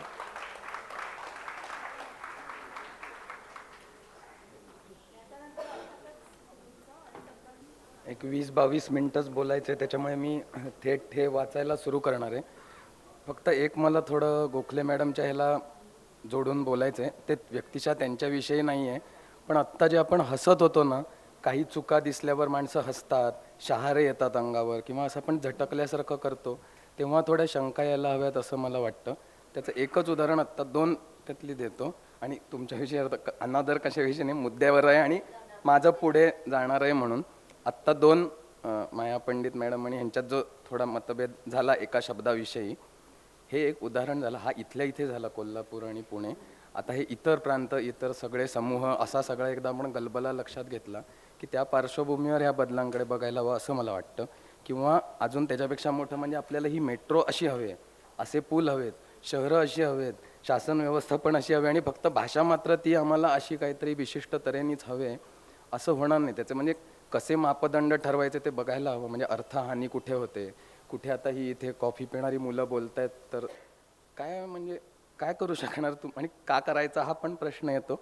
कारण ते चॉम्स्कीचं ते युनिव्हर्सल ग्रामर म्हणजे ते मोरा वाळिंबेंचं व्याकरण आता डोक्यात बसलंय असं जर होत असेल ते चांगलं आहे पुस्तक तसं म्हणजे म्हणजे असा गोळ नको व्हायला. युनिव्हर्सल ग्रामर म्हणजे भाषेविषयीची काय ती जाणवत आहे, भाषा वैज्ञानिक बोलतील, मला काही त्याच्यात जायला नको.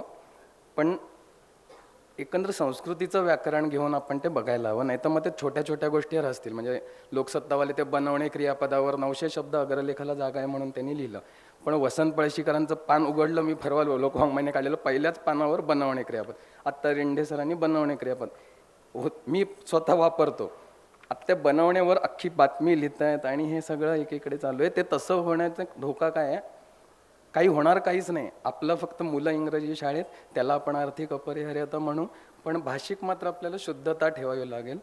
ते घोळ होऊ शकतात असं मला वाटतं. म्हणजे तर थोडं मी संकल्पनेचे आणि हसल्यामुळे मला थोडं वाईट वाटतं. म्हणजे कारण कोणतरी म्हणे झालं मी असंच वापरतोय आयुष्यभर, मी ना तिकडे गोंदियातून आलो आणि हे हसतात कसे, असं होण्याचे धोका आहे. म्हणजे असं तर एनिवे पुढे जातो. मी परिभाषेच्या भाषांतराबद्दल बोलायचा प्रयत्न करणार आहे. यात मुख्यत्वे मानव्य विद्या या गटात मोडणाऱ्या विषयांमधलेच दाखले आहेत आणि इंग्रजीतून मराठी भाषांतर करताना येणारे पेचच विचारात घेतले आहेत. या संमेलनात भाषांतराच्या प्रक्रियेपेक्षा त्याच्या परिणामांबद्दल बोलणं अभिप्रेत असल्याचं आयोजकांनी पाठवलेल्या टिपणात नोंदवले. ते लक्षात घेऊन बोलायचा प्रयत्न करतोय. पण भाषांतराचा आपल्या सामाजिकतेवर कसा परिणाम होतो किंवा झाला याचा विचार करताना आपल्या सामाजिकतेचा परिणाम भाषांतराच्या प्रक्रियेवर कसा होतो हे एक अपरिहार्य भाग म्हणून समजून घेण्यासारखं वाटतं. एका टिळक चरित्राचं भाषांतर करताना कन्झर्वेटिव्ह या शब्दाच्या भाषांतराबद्दल मी एक 40 पानी पुस्तिका लिहिली होती. आता तिचा काही पुनरुक्ती करत नाही, पण त्याला जोडून पुढचं बोलते म्हणून त्यातला एक थोडंसं मुद्दा नोंदवतो थोडक्यात. कन्झर्वेटिव्ह या शब्दाचं मराठीकरण रूढीवादी, परंपरावादी, प्रतिगामी, सनातनी, पुराणमतवादी, स्थितीवादी असं झाल्याचं दिसतं. अशोक केळकरांनी जैसे थेवादी असा शब्द वापरल्याचं परवा वाचलं. टिळकांचं वर्णन या विशिष्ट चरित्रात संबंधित आणि कन्झर्वेटिव्ह असं केलं होतं. तेव्हा त्या विशिष्ट संदर्भात मी रूढीवादी शब्द वापरला. हा ह्या प्रतिगामी परंपरावादी याच्यापेक्षा वेगळा कसा आहे वगैरे ते सगळी चर्चा त्या पुस्तिकेत करायचा प्रयत्न केला.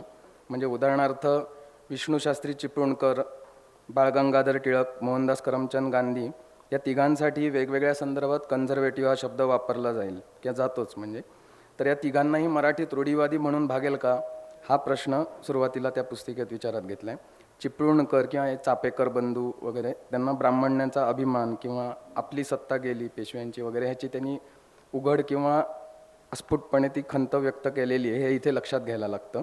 टिळकांच्या बाबतीत ब्राह्मण्याची मर्यादा कायम असली तरी ती कुठे लवचिक झाली, कुठे ओलांडली गेली आणि लोकशाही राजकारणाचा भाग म्हणून टिळकांच्या दृष्टिकोनावर त्याचा कितपत परिणाम झाला याचा विचार करून त्यांच्या बाबतीत शब्द निवडताना काळजी घ्यावी लागते. गांधींनी काही बाबतीत पारंपरिक विचार व्यवहारांचा हिरिरीने कैवार घेतला. स्वतःला सनातनी हिंदू असं म्हणता येते, पण ते काही बाबतीत त्यांना जे वाटत होतं तो सर्व धर्म समभाव करायचे, जातीय उतरंडीला छेद देणारे उपक्रम वगैरे राबवायचे. तर तिथे आपण त्यांना कन्झर्वेटिव्हचं मराठीत काय करणार असे पेज तयार होतात. ते त्या पुस्तिकेत केलेत, ती वाटलं तर बघता येईल. पण याहून एक इंटरेस्टिंग उदाहरण बघूया. डॉक्टर बाबासाहेब आंबेडकर हिंदू कोड बिलावरील चर्चेवेळी फेब्रुवारी 1949 काय म्हणतात पहा. माझ्या बाबतीत बोलायचं, आंबेडकर म्हणतात, माझ्या बाबतीत बोलायचं तर मी अत्यंत कन्झर्वेटिव्ह मनुष्य आहे. काही लोकांना ही वस्तुस्थिती बहुधा मान्य होणार नाही, पण मी खरोखरच अतिशय कन्झर्वेटिव्ह आहे. पण मी म्हणेन की मी प्रोग्रेसिव्ह कन्झर्वेटिव्ह आहे. आणि या सभागृहाला मी एक महत्त्वाची वस्तुस्थिती सांगू इच्छितो की आपल्यापैकी प्रत्येकाने, विशेषतः सभागृहातील कन्झर्वेटिव्ह सदस्यांनी ही वस्तुस्थिती लक्षात घ्यायला हवी. फ्रेंच राज्यक्रांतीमधील जहालवाद व क्रांतिवाद यामुळे थोर राजकीय तत्त्वज्ञ एडमंड बर्क यांनी त्या क्रांतीविरोधात एक जाडजूड पुस्तक लिहिलं. त्यावेळी त्यांनी स्वतःच्या अत्यंत कन्झर्वेटिव्ह देशवासियांना एका अत्यंत महत्त्वाच्या सत्याची आठवणसुद्धा करून दिली. तो म्हणाला, जतन करायची इच्छा असणाऱ्यांनी दुरुस्तीचीही तयारी ठेवायला हवी. आणि माझी या सभागृहाला हीच विनंती आहे, तुम्हाला हिंदू व्यवस्था, हिंदू संस्कृती, हिंदू समाज टिकवून ठेवायची इच्छा असेल तर दुरुस्तीची आवश्यकता असेल तिथे दुरुस्ती करायला कचरू नका. बाबासाहेब आंबेडकरांनी स्वतःसाठीच वापरलेल्या अशा कन्झर्वेटिव्ह या संबोधनाचं काय करायचं हा यातला एक भाग. पण त्यांचं कन्झर्वेटिव्ह असणं आणि त्या वेळी सभागृहात उपस्थित असलेल्या सर्व सदस्यांचं कन्झर्वेटिव्ह असणं यात फरक असेल तर काय करायचं हा अजून दुसरा प्रश्न निर्माण होतो. आणि त्या सभागृहात त्यावेळी प्रतिगामी, परंपरावादी, रूढीवादी आणि सनातनी असे सगळे सदस्य असल्याचं दिसतं. तर अशा उतार्यात म्हणजे एखाद्या भाषांतराच्या पुस्तकात हा असा उताराच समोर आला तर काय करायचं हा एक व्यावहारिक भाग आहे. त्याच्यावर तडजोड म्हणून समजा रूढीवादी हा शब्द वापरता येईल आंबेडकरांना सुद्धा, असं एक ते आता वेगळं बोलायला लागेल. कारण रूढीवादाला लगेच सकारात्मक नकारात्मक ह्याच्यात बघता येत नाही, प्रतिगामीला जसं बघता येतं तसं. पण ही परत व्यावहारिक तडजोड झाली त्या परिच्छेदापुरती.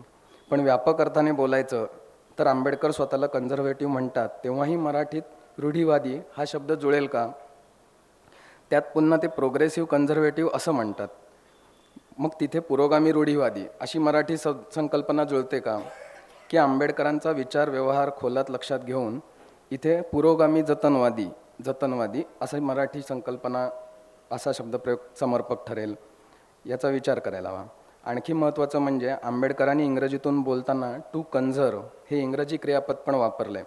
म्हणजे ते म्हणतात की those who want to conserve must be ready to repair. तर इथे मग जतन विचार, जतनवाद असेही शब्द विचारात घ्यावे लागतात. बरं, आंबेडकर एडमंड बर्क या इंग्रजीतला कन्झर्वेटिझमचा तो जनक मानला जातो. त्याचं एकदाच उल्लेख करतात असे नाही. 1936 साली ॲनायलेशन ऑफ कास्ट या संहितेतही त्यांनी बर्कला उद्धृत केलं.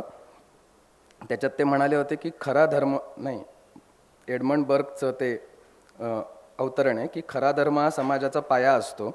या पायावर सर्व अस्सल नागरी शासन व्यवस्था आधारलेली असते आणि तिला धर्मातून मान्यताही मिळते. या बर्कच्या म्हणण्याशी मी सहमत आहे असं आंबेडकर म्हणाले. पण ते नियमांचा धर्म नाकारून तत्वांचा धर्म स्वीकारायला हवं असं म्हणतात. रिलिजन ऑफ रूल्स आणि रिलिजन ऑफ प्रिन्सिपल्स असं इंग्रजीत ते भेद करतात.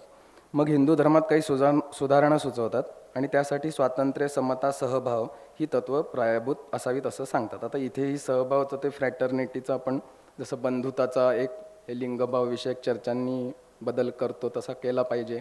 त्याला पुन्हा बंधूचं तेच म्हणतो, म्हणजे बंधूचं आता संस्कृतमध्ये काहीतरी वेगळंच पुन्हा आहे. म्हणजे ते लिंगभाव निरपेक्ष असेल तर आता काय करायचं, अशा चर्चा केल्या तर काय ते काय वेगळंच होत राहतं. त्याच्यामुळे आत्ता बंधुभाव जो वापरला जातो मराठीत त्याचा विचार करून आपण मग तो बदलूया, सहभाव करूया असं वाटतं. तर आंबेडकर ही तत्त्व सुचवतात आणि पुढे अजून म्हणतात की या तत्वांसाठी परदेशी स्रोतांमधून उसनवारी करायची गरज नाही, तर उपनिषदांमधूनही याचे दाखले शोधता येतील. हे 36 साली ॲनायलेशन ऑफ कास्टमध्ये. कालांतराने आंबेडकरांनी माझं तत्त्वज्ञान म्हणून एक रेडिओवर भाषण दिलं 54 साली. त्याच्यात उपनिषदांची जागा बुद्धाने घेतली. स्वातंत्र्य, समता आणि सहभाव या 3 शब्दांमध्ये माझं सामाजिक तत्त्वज्ञान सामावलं आहे. पण मी ते फ्रेंच क्रांतीतून उधार घेतलेलं नाही. मी ते तत्त्वज्ञानाची मुळं धर्मात आहेत, राज्यशास्त्रात नाही. मी माझा गुरु असलेल्या बुद्धाच्या शिकवणीतून ही तत्त्व मिळवली असं ते म्हणाले. तर ॲनायलेशन ऑफ कास्ट ही संहिता कोणासमोर म्हटली होती वगैरे ते आता जाऊ दे. पण त्यातल्या त्यात ते सामाजिक बदलांसंदर्भातल्या ह्याच्यात सुद्धा बर्कला उद्धृत करतात परत की काही एक बदलाचे मार्ग न राखणाऱ्या राज्यसंस्थेकडे कन्झर्वेशनचाही मग मार्ग उरत नाही. इथेही आता आंबेडकर हे म्हणतात तेव्हा जतन हा शब्द जुळतो. आणि बर्क राज्यसंस्थेविषयी म्हणतोय ते खरं म्हणजे समाजाविषयी म्हणता येईल असं आंबेडकर पुढे स्पष्टपणे सांगतात. आता हे सगळे पुन्हा स्वतंत्र चर्चेचे विषय आहेत की कन्झर्वेटिव्हिझमचा आंबेडकरांच्या निमित्ताने समोर येणारा विचार मराठीत कसा नोंदवायचा वगैरे. पण ते एकाच वेळी परस्पर विरोधी भासणाऱ्या संकल्पनांना एकमेकांसमोर आणून उभं करतात ही त्यांची एक पद्धत आपल्याला सतत दिसते. आणि म्हणजे जसं फ्रेंच तत्त्व क्रांतीतली ही तत्त्व आहेत, स्वातंत्र्य, समता, बंधुता आहेत म्हणजे मानली जातात. आंबेडकर म्हणतील नाही, पण ती तत्त्व आणि त्या क्रांती विरोधात ग्रंथ लिहिलेला बर्क हे एकच त्यांना कोट करायचं आणि त्याला पुन्हा आपली एक जोड द्यायची की मी धर्माचा पुन्हा हा अर्थ लावतो. हे साधारण त्यांचं सलग दिसतं, एक पद्धती त्यांची. आता त्यांनी स्वतः कोणते शब्द वापरले असते हे आपल्याला माहीत नाही. पण आता आपण याचं सगळ्याचं काय करायचं, आंबेडकरांच्या कन्झर्वेटिझमचं, हे विचार करण्यासारखा प्रश्न आहे. पण आपल्या एकंदर साचेबद्ध पुरोगामी चर्चा विश्वात याबद्दल काही बोलण्यासारखे आधार निर्माण झालेले नाहीत. इतर काही उदाहरणं दिली होती पॉप्युलर कल्चरमध्ये हे कसं होतं की आंबेडकर जणू काही धर्मातीत आहेत असं आपण बोलायला जातो, पण त्यांनी नुकसानच होतं. आणि धर्म या शब्दाचे मग टोकाचे उजवे अर्थ विविध गट संघटना व्यवस्था यांनी लावलेच आहेत आणि ते वापर त्याचा करतच असतात. तर परंपरेविषयी काही एक विशिष्ट भूमिका घेणाऱ्या संज्ञेचं परिभाषेचं हे उदाहरण आहे. इथे भारतासारख्या गुंतागुंतीच्या आणि अधिक विविधतापूर्ण परंपरा असलेल्या परिसरामध्ये कन्झर्वेटिव्ह या संज्ञेची समान धर्म किंवा समविचारी एकच संज्ञा शोधण्याचा अट्टहास करण्याऐवजी वैविध्य टिकवणाऱ्या संज्ञा वापरायला हरकत नाही. पण त्या पुढेही जायला हवं. आपल्याला प्रक्रियेपेक्षा परिणामाकडे जायचं आहे, त्यामुळे त्याच्याकडे जातो डायरेक्ट. तर हा मुद्दा भाषांतराच्या पेचातला नसून म्हणजे फक्त त्या भाषांतराच्या पेचातला नसून आपल्या विचार परंपरेतल्या पेचाचा होत जातो. उदाहरणार्थ मराठी विश्वकोशात रूढिवाद आणि कंसात कन्झर्वेटिझम अशा संज्ञेवर नोंद आहे. इतिहासकार सदाशिव आठवले यांनी लिहिलेल्या या नोंदीत 6ही संदर्भ पाश्चात्य इंग्रजी पुस्तकांचे आहेत. मराठी विश्वकोशात राज्यशास्त्र या विभागात या अक्षराखाली वर्णक्रमानुसार रूढिवाद असा शब्द देऊन त्यात अख्खी नोंद कन्झर्वेटिझमवरची का द्यायची असा प्रश्न इथे विचारात घ्यायला हवा. याच्यावर अजून थोडं तपशिलात पुढे बोलतो. म्हणजे रूढी हा शब्द का निवडला, त्याला काही मराठी त्याचा अर्थ पसारा आहे की नाही, तो काही न सांगता फक्त कन्झर्वेटिझमचं भाषांतरच आपण करतोय का? किंवा मग राज्यशास्त्राच्या विभागात आदर्शवादावरची नोंद, तिथे मूळ इंग्रजी शब्द कंसात नाही, मेप्युरेगेन तत्त्वज्ञ मेप्युरेगेननी लिहिली ती राजकीय आदर्शवादावरची नोंद, पण तिथेही फक्त पाश्चात्य परंपरेचाच वेध घेतलेला आहे. आणि मग त्याच्यामुळे काय होतं की आपण मराठी शब्द लिहून इंग्रजी संदर्भांसह इंग्रजीतच विचार करत राहण्याचा धोका आहे. तर आणखीन एक उदाहरण त्याचं पुढचं देऊ.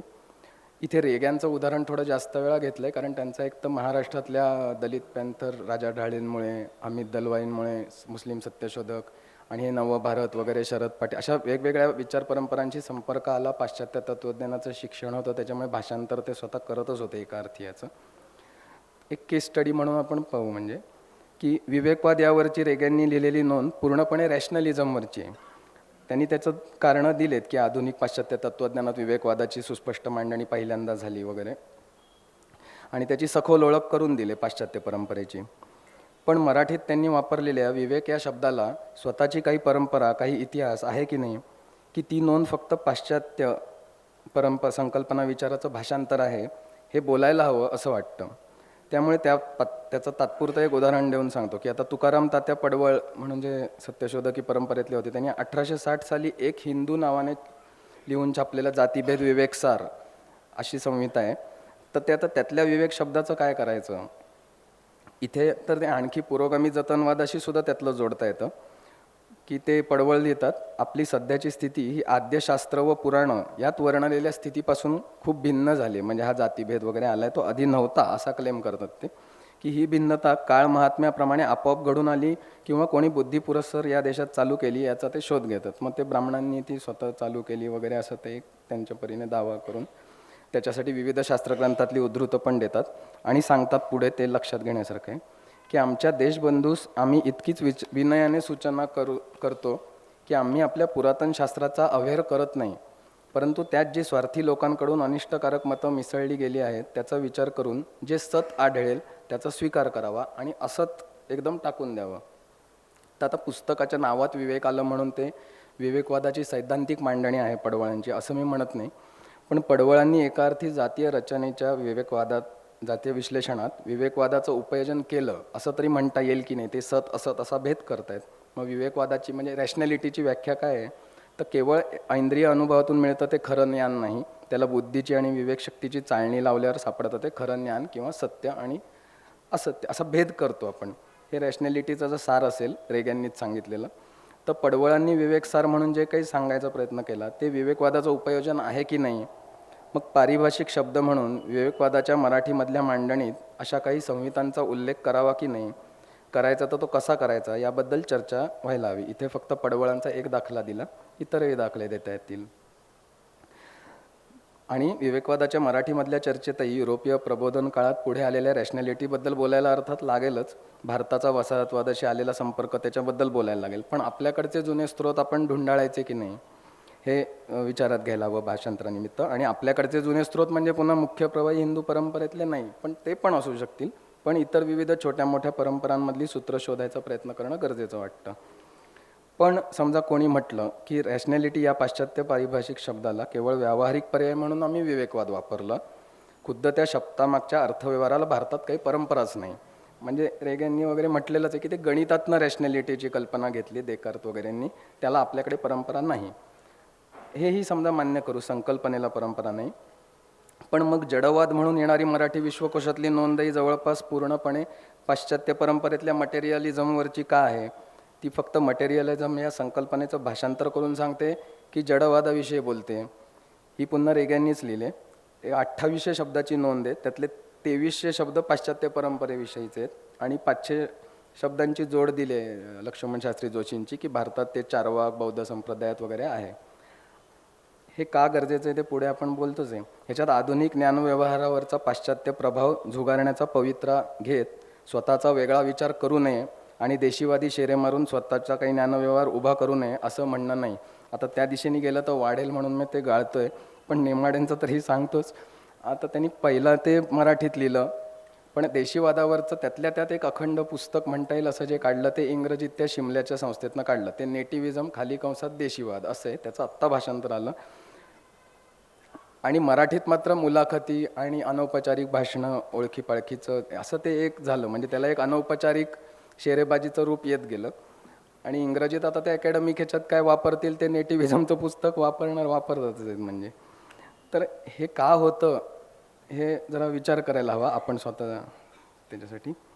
तर आता काही निमित्ताने आपल्याला पाश्चात्य संज्ञा वापरावी लागत असेल तरी आपल्या संदर्भात ती वापरताना आपण तिचा विचार तरी आपल्या भाषेत करायचा की नाही असा हा प्रश्न आहे. अन्यथा आपण मराठीत बोलतानाही केवळ इंग्रजी संकल्पनेबद्दल इंग्रजी दृष्टिभूमीतूनच विचार करत जाण्याचा धोका आहे.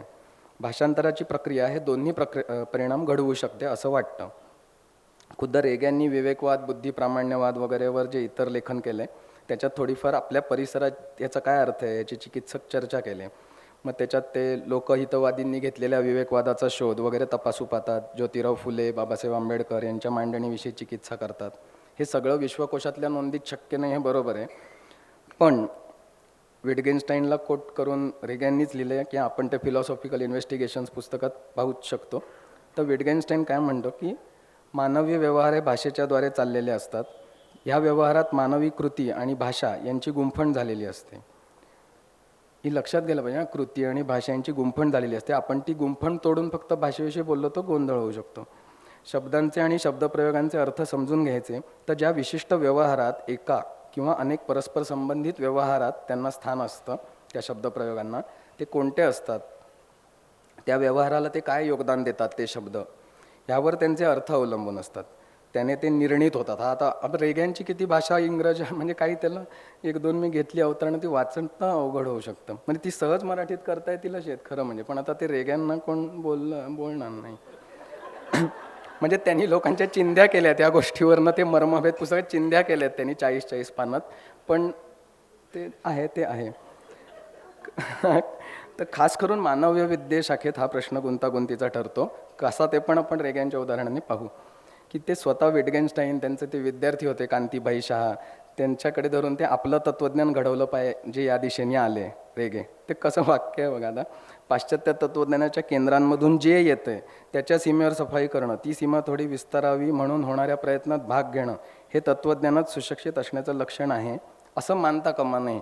आता हे सहज मराठीत करता येईल, म्हणजे अर्थहानीसुद्धा होते असं, म्हणजे मी नुसतं जे आलं म्हणून नाही. एनिवे, तर हे त्यांनी म्हटलंय. पण त्या पुढे जाऊन आपलं तत्त्वज्ञान कोटेशनमध्ये म्हणून रेग्यांनी घेतलेला धांडोळा कुठे मर्यादित राहिला आणि त्यात कुठे नवीन शक्यता होत्या हा एक वेगळा विषय होईल. तर ते पण तरी 1-2 गोष्टी नोंदवतो. रेग्यांना आधुनिक महाराष्ट्रात रानडे आणि टिळक या दोघांनीच दार्शनिक म्हणजे फिलॉसॉफिकल लेखन केल्याचं वाटत होतं. शिवाय अजून एका दुसऱ्या लेखात त्यांनी विशिष्ट तत्त्वज्ञान घडवण्याची प्रेरणा आणि सामर्थ्य असणाऱ्या आधुनिक महाराष्ट्रीय टिळकांप्रमाणे सावरकरांचं नाव घेता येतं असंही त्यांनी एका ठिकाणी लिहिलं आहे. पण त्यांना ज्योतिराव फुलेंवर त्यांनी टीकात्मक लिहिलं आहे, त्याच्यामध्ये मान्य करूया की वितंडा वगैरे आहे. पण तरी आपण संकल्पनांबद्दल बोलतोय म्हणून आता ज्योतिराव फुले सार्वजनिक सत्यधर्म काहीतरी एक सांकल्पनिक मांडणी तर स्वतंत्र केलेली आहे. आंबेडकरांनी तर लोकशाही ज्ञान इत्यादीत काय केलं ते आपण बघितलं. ते काही घेतात, काही इकडून घेतात, त्याचं पुन्हा एक प्रोसेसिंग करून स्वतःची भर टाकून काहीतरी प्रयत्न करत आहेत. विनोबांनी सर्वोदय आणि त्याचा एक अर्थकारणापर्यंत गेले. आपले मतभेद झाले कोणाचे काय तरी संकल्पना आहे. विठ्ठलरामजी शिंदे स्वराज्य आणि स्वराज्य म्हणजे त्यांनी एक युटोपियासाठी तो स्वराज्य शब्द आपण केलं. असं खूप काय काय. पुन्हा ते आता कृष्णराव केळुसकर वगैरे तर त्यांनी 1895 साली ते सार्थ सटीक सान्वय गीतेचं लिहिलं 1902ला प्रकाशित झालं. म्हणजे गीतारस हे 1915चं आहे. म्हणजे टिळकांनी 8 ते 14च्या दरम्यान असताना काय ते लिहिलं 15ला. ते पण महत्त्वाचं आहे माझ्या मते. म्हणजे मतभिन्नता होऊ शकते, त्यांचं नाव दार्शनिक मंडळीत घेता येईलच टिळकांचं, पण हे सगळे लोक गाळण्यामागचा काय तर्क तो काही कळत नाही आपल्याला. म्हणजे तो एक वेगळा विषय होईल, कळतं आपल्याला ते की ते तुलनेने ही तुलने. आणि ह्या लोकांनी दार्शनिक मांडणी प्रमाण म्हणून पण अधिक केले. म्हणजे असंही नाही की म्हणजे रानड्यांचं एक धर्मपर व्याख्यानं त्यातल्या त्यात ते तसं नाही, तर अदरवाईज एक महत्त्वाचं असलं तरी एक प्रतिसाद आहेत ते काही. यातल्या काहींवर रेग्यांनी चिकित्सकपणे लिहिलं आहे, ते महत्त्वाचं आहे वाचण्यासारखं. किंवा हे एक प्रकारे डायलॉग आपल्याला काही चर्चा विस्व नसल्यामुळे आपण करतो, तसा हा रेग्यांची केलेला एक डायलॉगच आहे की. पण इतरांच्या ते मी बोललो मग अशी की गलथान लेखनासाठी इतरांच्या चिंध्या उडवणारे रेगे सावरकरांच्या तत्त्वज्ञानावर लिहिताना गौरवपर विशेषणांचा भडीमार करणारी भाषा वापरतात, पुरेसे संदर्भ न देता मांडणी करतात, त्यांनी हाताश वाटायला लागतं वगैरे. तो आत्ताचा विषय नाही. पण वेळेचा अभाव असल्यामुळे आता पुढचं उदाहरण फक्त देतो की कसं करता येऊ शकतं. विल ड्युरॅन्टच्या द स्टोरी ऑफ फिलॉसॉफीचं भाषांतर साने गुरुजींनी पाश्चात्य तत्त्वज्ञानाची कहाणी असं केलं, हे इथे लक्षात घ्यायला हवं. त्यांनी तत्त्वज्ञानाची ती कहाणी जी काय आहे पाश्चात्यांची, ती आपल्या भाषेत सांगणं हे आवश्यक असल्याचं समजून घेतलं समंजसपणे. पण ही द स्टोरी ऑफ फिलॉसॉफी नसून पाश्चात्य तत्त्वज्ञानाची कहाणी आहे, हेही त्या शीर्षकाच्या सजग आणि समजूतदार भाषांतरातून स्पष्ट केलं. तर साने गुरुजींनी सैद्धांतिक लेखन केलं नाही, पण तरीसुद्धा हिंदू धर्म, इस्लाम वगैरे आपलं काय आहे ह्याचं एक समजून घ्यायचा प्रयत्न ते करत होते. तर आता आणखी एका शब्दाचं उदाहरण पाहू. सेक्युलर या पारिभाषिक शब्दाबद्दल भारतीय संदर्भात विचार करून पाहता येईल. इहवाद, धर्मनिरपेक्षता, सर्वधर्म समभाव, निधर्मी असे शब्दप्रयोग सेक्युलरसाठी मराठीत केले गेलेले दिसतात. भारतीय संविधानाच्या मराठी प्रतीत, अधिकृत प्रतीत धर्मनिरपेक्षता हा शब्द आहे, पण साधारणपणे तत्त्वज्ञानातील मंडळी इहवाद हा शब्द प्रयोग करतील.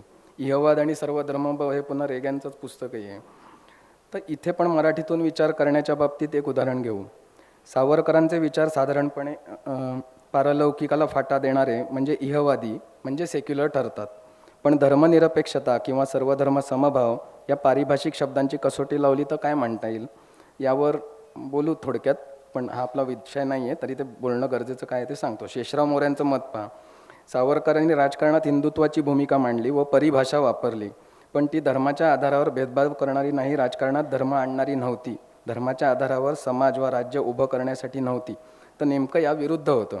धर्माच्या आधारावर भेदभाव न करण्यासाठी खराखुरा सेक्युलरिझम आणण्यासाठी ती भाषा होती. म्हणजे परिभाषा धर्मसदृश हिंदुत्वाची, मात्र त्यातला आशय राष्ट्रीय सेक्युलर असं ते मोरेंचं म्हणणं आहे. धर्म आणि राज्यसंस्था यांच्यात फारकत असावी असं सूचित करणारी मांडणी सावरकरांनी केली हे खरं आहे. पण इथे युरोपीय अर्थाने सेक्युलरिझम हा शब्द काही प्रमाणात जुळेल आणि म्हणून शेषराव मोरेंनी तोच शब्द वापरला. त्याच्यामुळे आपल्याला त्याच्या गुंतागुंतीत सूक्ष्म भेदांमध्ये जावंच लागत नाही. मेपुरेगांनी या संदर्भात काय विश्वास वाटतो तो बघा, की सावरकरांच्या शिकवणीला अनुसरून हिंदू समाजाने आपलं परिवर्तन घडवून आणलं असतं तर हिंदू सामाजिक जीवनाचं बाह्य दृश्य अंग आणि फ्रेंच किंवा अमेरिकन समाजाचं बाह्य दृश्य अंग यांच्यात काही फरक राहिला नसता, हे उघड आहे, एवढा विश्वास रेग्यांना वाटत होता. आता इथे सुद्धा हिंदू सामाजिक जीवनात हिंदू हा धर्म सूचित करणारा शब्द आहे आणि फ्रेंच आणि अमेरिकन हे भौगोलिक शब्द आहेत. म्हणजे आणि त्यांच्यासारखं बाह्य अंग होऊन चांगलं काय झालं असतं हे पण बघायला हवं. म्हणजे अमेरिकेसारखं होऊन आपलं नक्की काय होईल किंवा फ्रेंचसारखं होऊन नक्की काय चांगलं होईल वाईट होईल, याच्यासाठी विवेकवाद शब्द उपयोगी पडेल. पण तो पण शब्द हे शेषराव मोरे वापरत नाही, बुद्धिवाद वापरतात. म्हणजे आपण वापरतोय असं एक पटपट समज होतो, पण विवेकात जे सत असत सांगायला हवं ते सांगत नाहीत. दुर्दैवाने सावरकर पण सांगत नाहीत. त्याचं उदाहरणं होती पण ते पण जाऊ दे. आता इथे त्याचा महत्त्वाचा मुद्दा सांगायचा प्रयत्न करतो की ते धर्मसदृश परिभाषा वापरत होते असं हे जे आपले शेषराव मोरे म्हणतात. त्याचं काय अर्थ, धर्मसदृश म्हणजे काय हे त्यांना स्पष्ट करायला लागत नाही. त्याच्यामुळे ते धर्मापासून वेगळं आहे असं त्यांना म्हणता येतं आणि अख्खं त्याच्यावर पुस्तक ते खपतंय. तर माझ्या समजुतीनुसार इथे वंश सांस्कृतिक राष्ट्रवादाची भाषा असा काहीतरी शब्द वापरता येईल. इथे वंश सांस्कृतिक हा शब्द मी एथनिकचं भाषांतर म्हणून वापरला. इथे आपल्याला एथनिसिटी या संकल्पनेचं भाषांतर करून ते साधन म्हणून वापरणं आवश्यक ठरू शकतं. आता आपल्याकडे ही संकल्पना आहे की नाही हे अभ्यासकांनी शोधावं, पण त्याचा अर्थव्यवहार आपल्याकडे शोधायचा.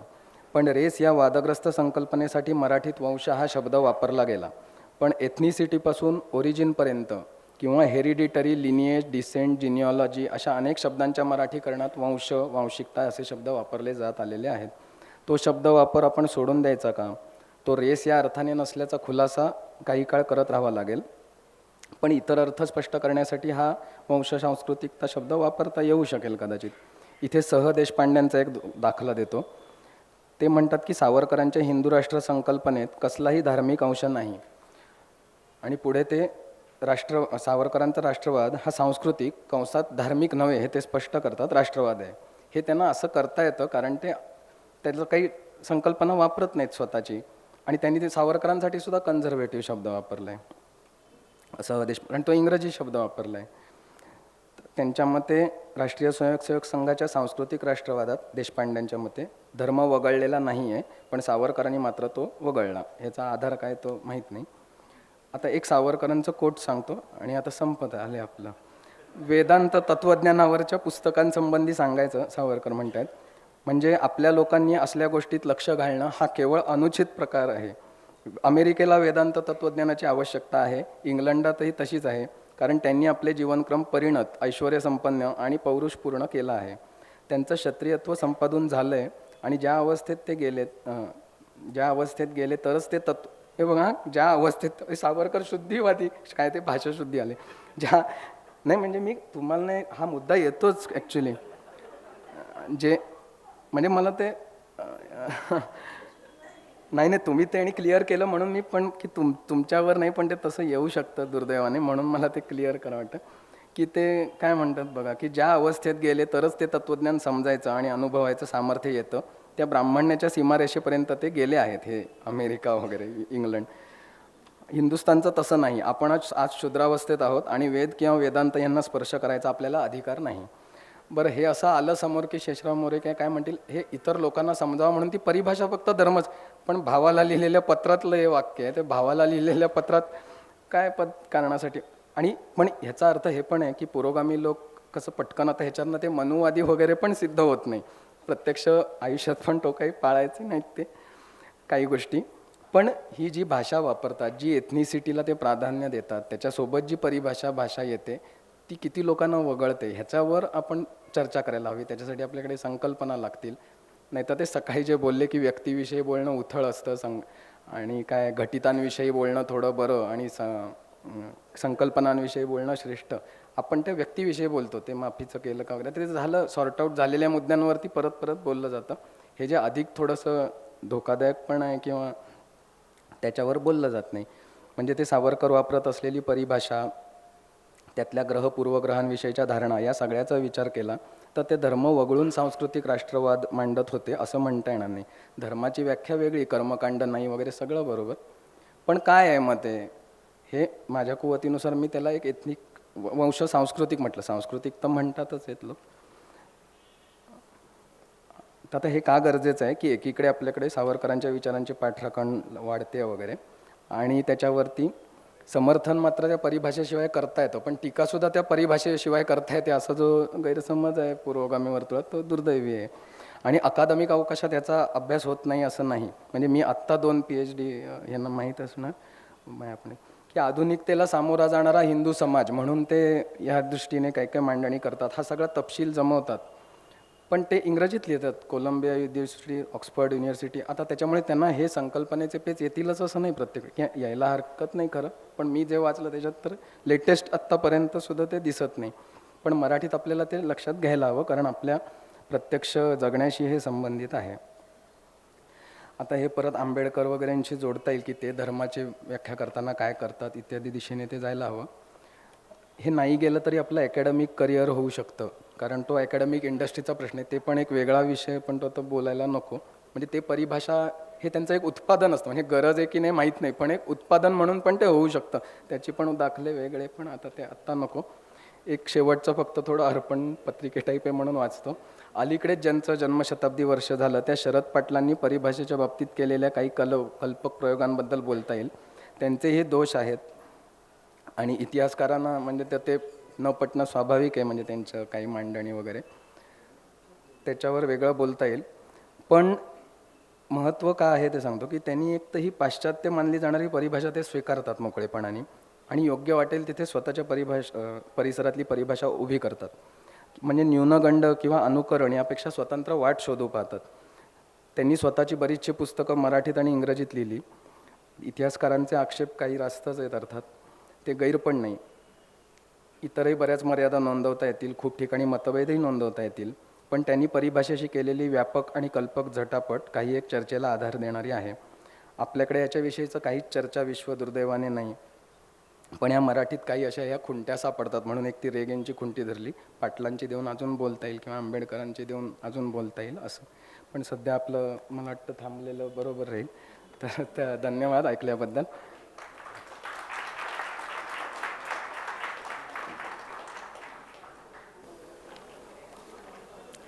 नमस्कार. आदरणीय व्यासपीठ आणि या ठिकाणी उपस्थित असलेले अनेक विद्वान आणि विद्वज्जन संपूर्ण श्रोतृवर्ग. मला ज्या वेळेला अनघा यांनी या ठिकाणी काही मांडणी करण्यासाठी सांगितलं तेव्हाही आणि अजूनही मला असं वाटतं की I am little odd woman out. म्हणजे भाषांतर या विषयाशी एखाद दुसरं इतिहासाशी संबंधित रेफरन्स बुक किंवा टेक्स्टबुक ट्रान्सलेट केलं, त्याच्या पलीकडे भाषांतर किंवा टेक्निकल ज्या काही गोष्टी येतात, प्रश्न येतात किंवा समस्या येतात, त्या गोष्टींशी मी डील करणार नाही आहे. तर एक सामाजिक इतिहासाची अभ्यासक या नात्याने महाराष्ट्रातला स्त्रीवादी विचार हा काही भाषांतरित ग्रंथांच्या संदर्भात कसा बघता येतो, तपासता येतो का, त्याचं काय योगदान होतं. त्यामुळे या परिसंवादाचा किंवा साहित्य संमेलनाचा जो विषय आहे की भाषांतराने मराठी भाषेला काय दिलं, या व्यतिरिक्त भाषांतराने मराठी समाजाला किंवा समाज विचाराला काय दिलं, थोडं या अनुषंगाने मी मांडणी करू इच्छिते. सर्वप्रथम कलासक्त आणि केल्याने भाषांतर यांचे श्री अविनाश सप्रे, अनघा भट-बेहरे आणि सुनंदा मॅडम या सगळ्यांचे आभार मानते आणि आपल्या समोर काही मांडणी करण्याची संधी दिली त्याबद्दल आभार व्यक्त करते. सुरुवातीलाच जसं बीजभाषणामध्ये डॉक्टर माया पंडित म्हणाल्या की सध्याची परिस्थिती ही जी काही आहे वैचारिकदृष्ट्या आपल्या आजूबाजूला, त्या संदर्भात मला हे आणखी महत्त्वाचं वाटतं. दोन म्हणजे कंटेक्स्ट आत्ताचा लक्षात घेता.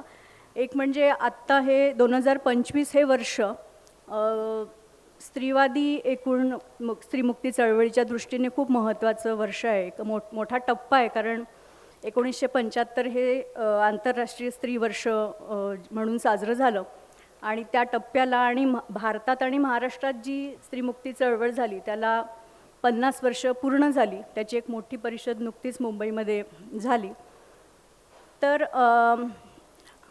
आत्ताचा जो कंटेक्स्ट आहे त्याच्यामध्ये हाही विचार परत परत येत गेला आहे की स्त्रीवाद हा परका आहे आणि हा अशा पद्धतीचा जो नेटिव्हिजम की तो बाहेरून आला आहे, त्यामुळे तो भारताला अप्रस्तुत आहे. त्यामुळे इथला स्त्रीवाद हा कोणता आहे आणि त्याची नाळ कशी आपल्याला जोडून घेता येते हे बघणं गरजेचं आहे.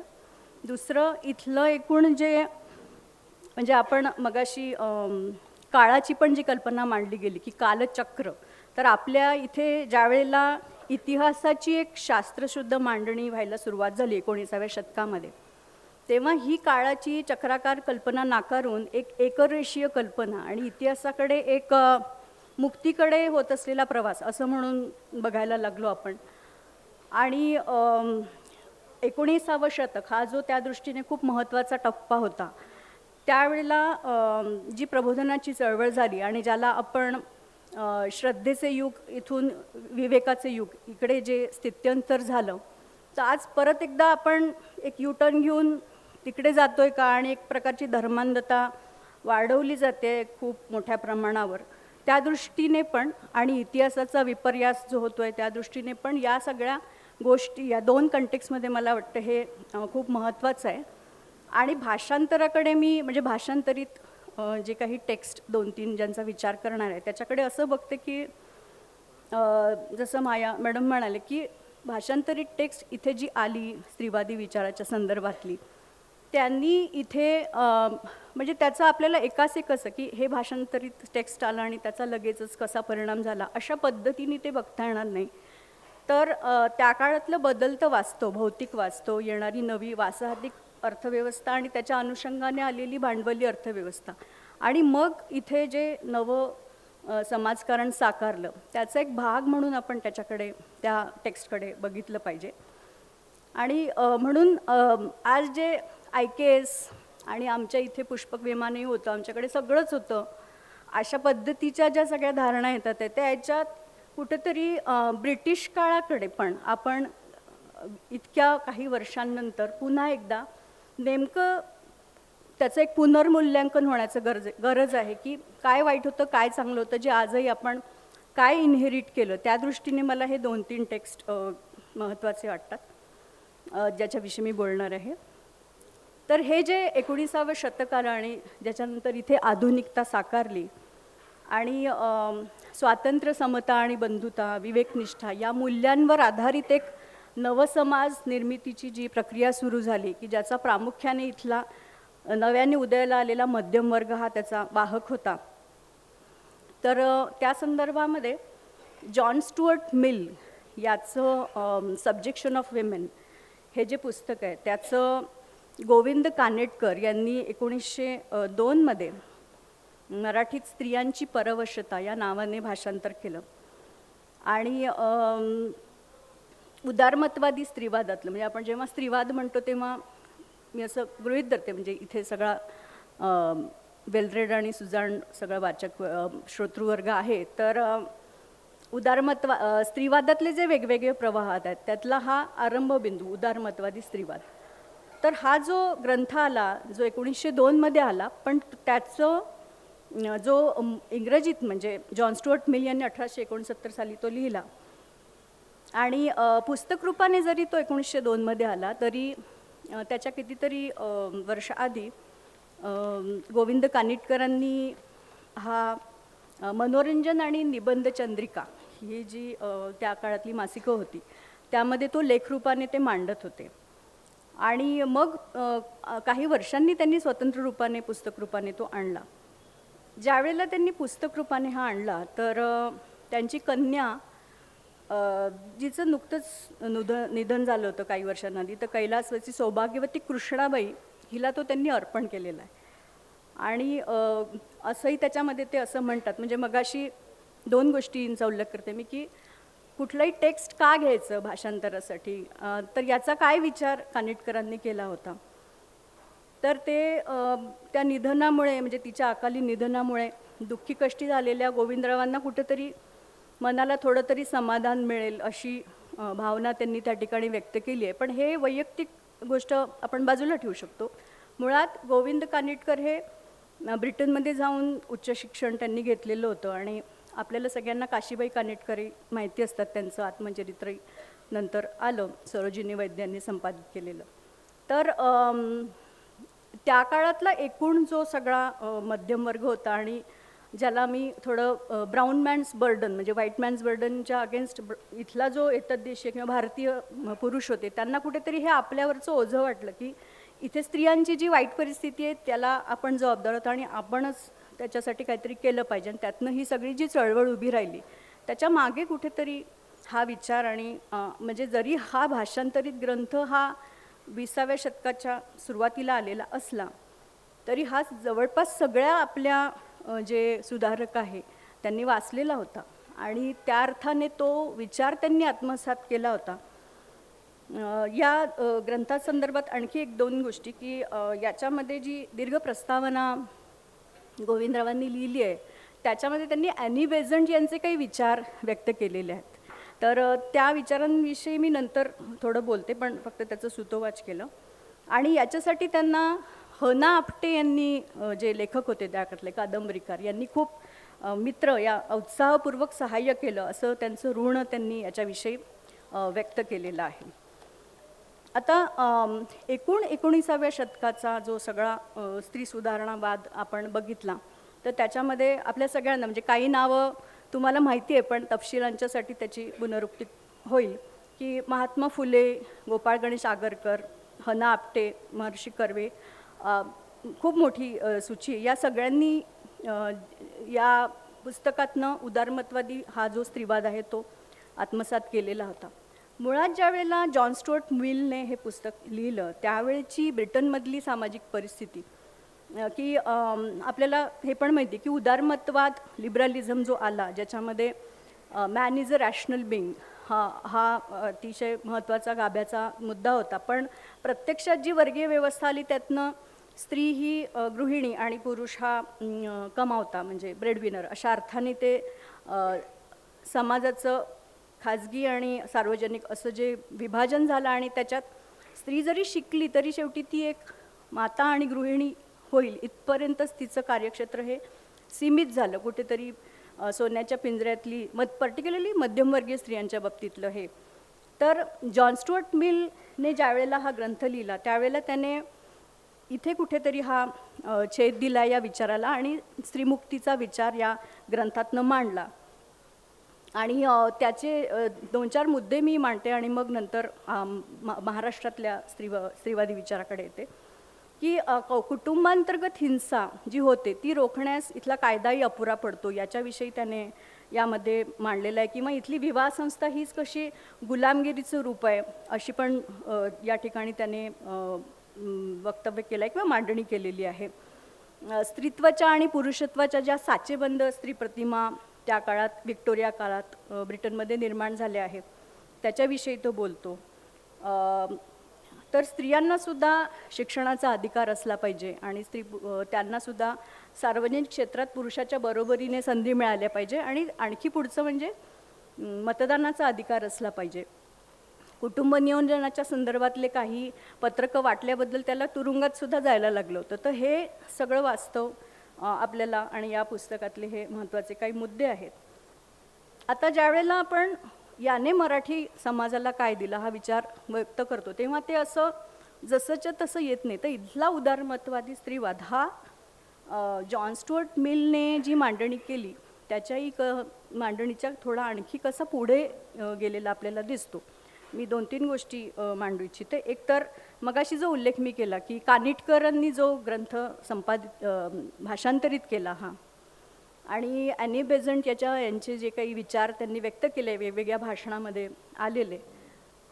तर ॲनी बेझंट कुठेतरी असं म्हणतात की परदेशात किंवा युरोपात स्त्रिया रस्त्यावर येऊन आपल्या हक्कांसाठी भांडतायत आणि स्त्रियांना शिक्षण मिळावं आणि सगळे अधिकार मिळावे त्यांनाही स्वतः कमवण्याचा अधिकार असावा याच्यासाठी त्या झगडतायत. पण भारतातली परिस्थिती अशी नाही आणि भारतात बायका अजूनही म्हणजे घर नीट त्यांनी सांभाळलं तरी पुरेसं आहे आणि त्या दृष्टीने आपले विचार इथली आपल्या गरजा वेगळ्या आहेत.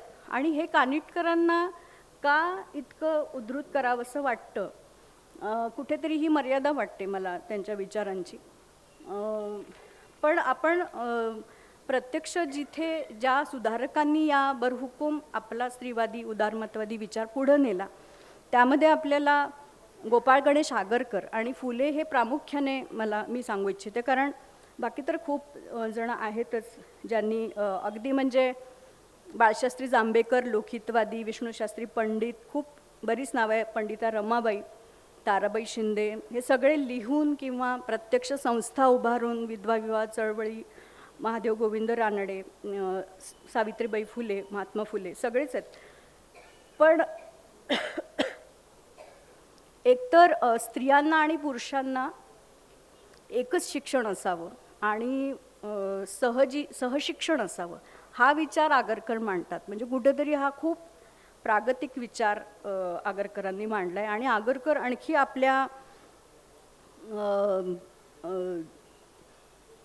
काय म्हणतात त्याला त्यांच्या लेखनामध्ये एक सुधारकमध्ये आलेला एका लेखामध्ये ते असं म्हणतात की स्त्रिया कशामुळे गुंतलेल्या आहेत किंवा सततची जी बाळणपणं होतात त्यामुळे त्यांना अवसर मिळत नाही आणि अवधी मिळत नाही.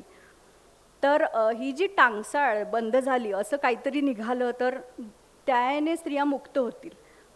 आणि ते आगरकर हे अल्पजीवी होते म्हणजे त्यांचं लवकर निधन झालं. तर रदो कर्वेंनी जी चळवळ नंतर सुरू केली तर कुठेतरी हा विचार त्यांनी जो मांडलेला आहे तो आपल्याला या ठिकाणी दिसतो आणि त्याचं पुढे कसं पर्यवसान झालं. हना आपटे हे आगरकरांचे शिष्य होते. फर्ग्युसन आधी डेक्कन कॉलेजला आणि मग फर्ग्युसन कॉलेजला. तर हना आपटे हे गोविंदराव कानिटकर आणि काशीबाई यांचेही खूप घनिष्ठ म्हणजे मित्र होते आणि त्यांची पत्रही आहेत आपल्याला माहिती आहे काशीबाई आणि हरिभाऊ आपटेंची. त्यांनी त्यांची दुसरी कादंबरी गणपतराव ही जी लिहिली 1886 तर त्याच्यामध्ये त्यांचा जो नायक आहे गणपतराव तो मिलच्या या सब्जेक्शन ऑफ विमेन या ग्रंथावर हात ठेवून शपथ घेतो की मी आजन्म स्त्री उद्धारासाठी प्रयत्न करेल. तर हे तात्कालिक सगळे म्हणजे आपल्याला कंटेक्स्ट लक्षात घेतले तर या टेक्स्टचा कसा प्रभाव होता त्या काळातल्या समाजावर हे आपल्याला दिसतं आणि ज्यांनी हे सगळे प्रयत्न केले त्यांच्यावरचा प्रभाव आपल्याला दिसतो. शतपत्रे ज्या लोकहितवादींनी लिहिली 1848 ते 1850 या काळामध्ये, तेव्हा त्यांनी तर स्त्रियांना दुय्यमत्व देणाऱ्या, त्यांना उपमानवाचा दर्जा, त्यांना मादीरूप देणाऱ्या सगळ्याच प्रथांचा कडाडून विरोध केला. आणि पुनर्विवाह या लेखात ते असं म्हणतात की ईश्वराने स्त्री व पुरुष सारखे उत्पन्न केले आणि उभयतांचे अधिकार समसमान आहेत. तर इतक्या 1848 इतक्या आधी ते स्त्री पुरुष समतेचा विचार मांडतात आहेत. महात्मा फुले आणि सावित्रीबाई फुले आपल्याला सगळ्यांना त्यांचं काम माहिती आहे, पण एक दोन मुद्दे ठळक वाटतात मला ते सांगावेसे की जी मिलच्या सुधारणावादाची मर्यादा आहे की मिलने फक्त विवाहित स्त्रियांचे प्रश्न आणि मध्यमवर्गीय स्त्रियांचे प्रश्न बेटनच्या संदर्भात ऐरणीवर घेतले, पण इथलं जात वास्तव लक्षात घेता फुले हे जे आहे ते जात आणि पितृसत्ता यांच्यातलं साटलोटं लक्षात घेतात आणि इथल्या निम्न स्तरातल्या शेतकरी वर्गातल्या शूद्र स्त्रियांचे त्यांना शिक्षण मिळण्यासाठीचे हे जे प्रयत्न आहेत म्हणजे तो समाजातल्या सर्व थरापर्यंत हा सुधारणावाद पोचला पाहिजे याचा पण त्यांनी विचार केला आणि प्रत्यक्ष कृती केलेली दिसते आपल्याला. आपल्याला हेही माहिती आहे की जसं बालहत्या प्रतिबंधक गृह त्यांनी काढलं तर स्त्रियांच्या लैंगिक प्रश्नाच्याही संदर्भामध्ये की एकीकडे स्त्रियांना विधवा विवाह नाकारायचा आणि मग ती कुठल्या याला फशी पडली तर मात्र तिला गर्भपाताचा अधिकार नाकारलेला होता. तर या सगळ्या बाबतीतही फुलेंचा विचार हा खूप पुढे गेलेला दिसतो. विठ्ठलरामजी शिंदे यांची रोजनिशी आहे त्याच्यामध्ये त्यांनी एक जे विधान केलं आहे ते मला उद्धृत करावंसं वाटतं की ते म्हणतात तरुण वयातच स्त्री शिक्षित व स्त्री सुधारण्याच्या विचारांनी भारावलेले होते म्हणजे ते भारावलेले होते. ते म्हणतात स्त्री नातलगांना स्त्री शिक्षण व प्रवासाचा लाभ देण्याचा सुधारकी हेतूही आमच्या तरुण रक्तात सळसळत होता. याला कारण हरिनारायण आपटे यांच्या कादंबऱ्या. तर म्हणजे साहित्यकृतींमधनं हा स्त्रीवादी विचार कसा पोचत होता समाजापर्यंत आणि तो कसा झिरपला याचं पण आपल्याला एक हे दिसतं पाणी. तर एकूण आपल्याला असं दिसतं की स्त्री स्वातंत्र्याचा आणि स्त्रीमुक्तीचा जो विचार आहे तो हळूहळू मराठी समाजात झिरपला आणि वेगवेगळी त्या काळात जी नियतकालिकं निर्माण झाली त्याच्यातनं तो घराघरात पोचला. आता याचा अर्थ सगळ्या समाजात एकदम बदल झाला असं अजिबातच मला म्हणायचं नाही, पण तो झिरपत कुठे कुठेतरी 20व्या शतकामध्ये एक नवी कन्सेप्ट मांडली जाते की न्यू वुमन. म्हणजे 20व्या शतकामध्ये एक पहिली जी 2 दशकं आहेत त्याच्यामध्ये एकूण जो इतिहास लिहिला गेला आहे त्याच्यामध्ये टिळक युग असं म्हणून त्याच्यावर खूप लेखन झालेलं आहे आणि जास्त भर हा या काळात जी राजकीय चळवळ झाली त्याच्याविषयी मांडलं जातं. पण आपण जर विठ्ठलरामजी शिंदे आणि जन्नाक्का शिंदे, रमाबाई रानडे यांचं जे सेवा सदन, पंडिता रमाबाईंचं शारदा सदन, निराश्रित सहाय्यकारी मंडळी शिंदेंचं असे सगळे प्रयोग पाहिले तर आपल्याला दिसतं की हे जे कंपार्टमेंट अशी केलेली आहे की पहिले 2 दशकं हे टिळक युग आणि मग गांधी युग. तर कुठेतरी सामाजिक इतिहास हा बाजूला ठेवून आपण फक्त राजकीय पटल हे असं दिसत नाही. म्हणजे प्रत्यक्षात आपल्याला ही अशी हळूहळू उत्क्रांती होताना दिसते या काळामध्ये. आणि त्यातनं एक न्यू वुमन ही कन्सेप्ट म्हणजे नवीन एक स्त्री निर्माण झाली की जी जीवनाच्या सर्व क्षेत्रात उतरलेली दिसते. अगदी कलाक्षेत्रामध्ये आपल्याला खूप मोठ्या प्रमाणात स्त्रिया येताना दिसतात. स्त्रियांची जी मॅगझिन स्वतः स्त्रिया संपादक असलेली अशी खूप मोठ्या प्रमाणावर या पहिल्या 2 ते 3 दशकांमध्ये निर्माण होताना दिसतात, ज्याच्यामध्ये मामा वरेरकरांचं नाव आपण घेतलं तर ते माई वरेरकर त्यांची जी मुलगी होती तिने 1933 एक महिला नावाचं मासिक सुरू केलं, जे 3च वर्ष चाललं, पण अतिशय रॅडिकल विचार त्याच्यात मांडलेले होते. तर थोडा मी स्त्री मासिकाचाही उल्लेख करेन की जे 1930 सुरू झालं. त्याच्यामधून सुद्धा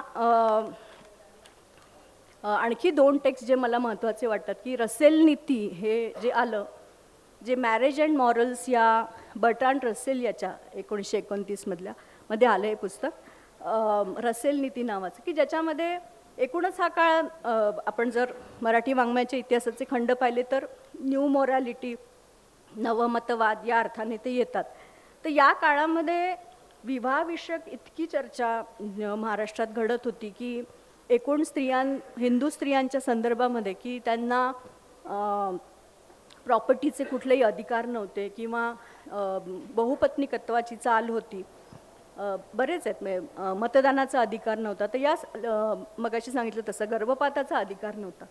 या सगळ्या संदर्भामध्ये मॅरेज अँड मॉरल्सची चर्चा खूप महत्त्वाची ठरते की जिथे स्त्री आणि पुरुष यांच्यामधले म्हणजे अनंत काणेकर असं म्हणतात की आत्ता एक पुरुष आहे, त्याची पहिली पत्नी आहे, दुसरी आहे, आणि त्या काळात तर कितीतरी दिसतात, म्हणजे विश्राम बेडेकर बघा किंवा भालजी पेंढारकर, नंतर कितीतरी, म्हणजे ज्याच्यामध्ये मग विभावरी शिरूरकरांनी हा प्रश्न लिहिला आहे की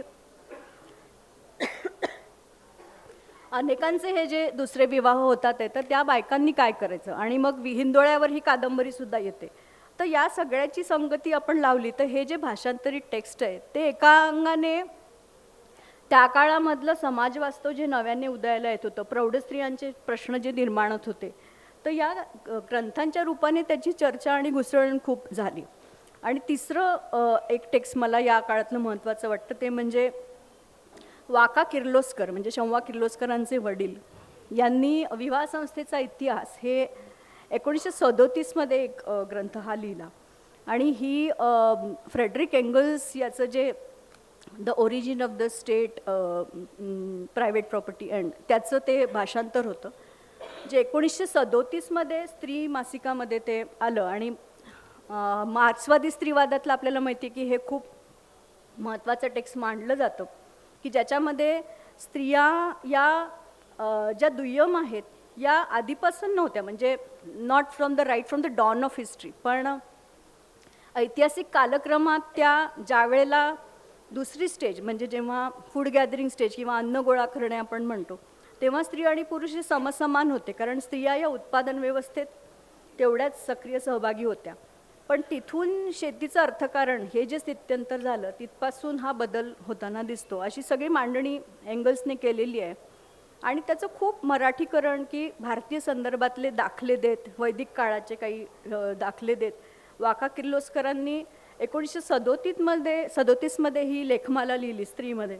आणि त्याचं टायटलही खूप इंटरेस्टिंग होतं, स्त्रियांनो चालला आहात कुठे. आणि त्या सतत त्यांना आत्मभान कसं येईल आणि त्यांनी कसं स्वतःच्या संदर्भात याचा विचार केला पाहिजे की बुर्जवा मॅरेज हे एक प्रकारचं प्रॉस्टिट्यूशन, म्हणजे एक वेळेला वेश्यांची परिस्थिती बरी कारण त्यांना मोबदला तरी मिळतो दरवेळेला, पण बुर्जवा मॅरेज म्हणजे जो आहे त्याच्यामधून स्त्री एकदा लग्न करून घरी आणली की सगळ्या प्रकारच्या सेवा तिला विना वेतन पुरवाव्या लागतात, आणि तिचे जे घरात ती श्रम करते ते कसे अनुत्पादक आहेत, अशी सगळी चर्चा मराठीत त्या काळात होते आहे. हे खूपच रॅडिकल होतं. आणि त्या अनुषंगाने खरं थोडा मला अजून अभ्यास करायचा आहे. मी अनघांना म्हटलंच की ही मी ताजी मांडणी थोडी करणार आहे आणि त्याचा आणखी विचार पुढे करता येईल की याचं कसा पुढे आणखी परिणाम झाला. याच्या पुढेही आपल्याला हा विचार पुढे नेता येतो की जसं करुणा गोखले यांनी सिमोन दी बुवाचं सेकंड सेक्स याचं भाषांतर मराठीत केलं. पण त्याच्याही आधी याचं स्त्री मासिकातच 1974 ते 75च्या दरम्यान शांता किर्लोस्कर यांनी लेखमालेच्या रूपातच सेकंड सेक्सचं भाषांतर आलेलं होतं. आणि मग नंतर बायकांचा जन्म या नावाचं पुस्तकही त्यांनी काढलं होतं. तर हे अशी सगळी काही टेक्स्टचा जर विचार केला तर हा इथलं स्त्रीवादाचा विचार हा किती परिपक्व होत गेला त्याच्यात या भाषांतरित टेक्स्टचं खूप मोठं योगदान आहे असं मला वाटतं. आणि त्याचा आणखी पुढेही विचार करता येईल. इथेच मी थांबते. धन्यवाद.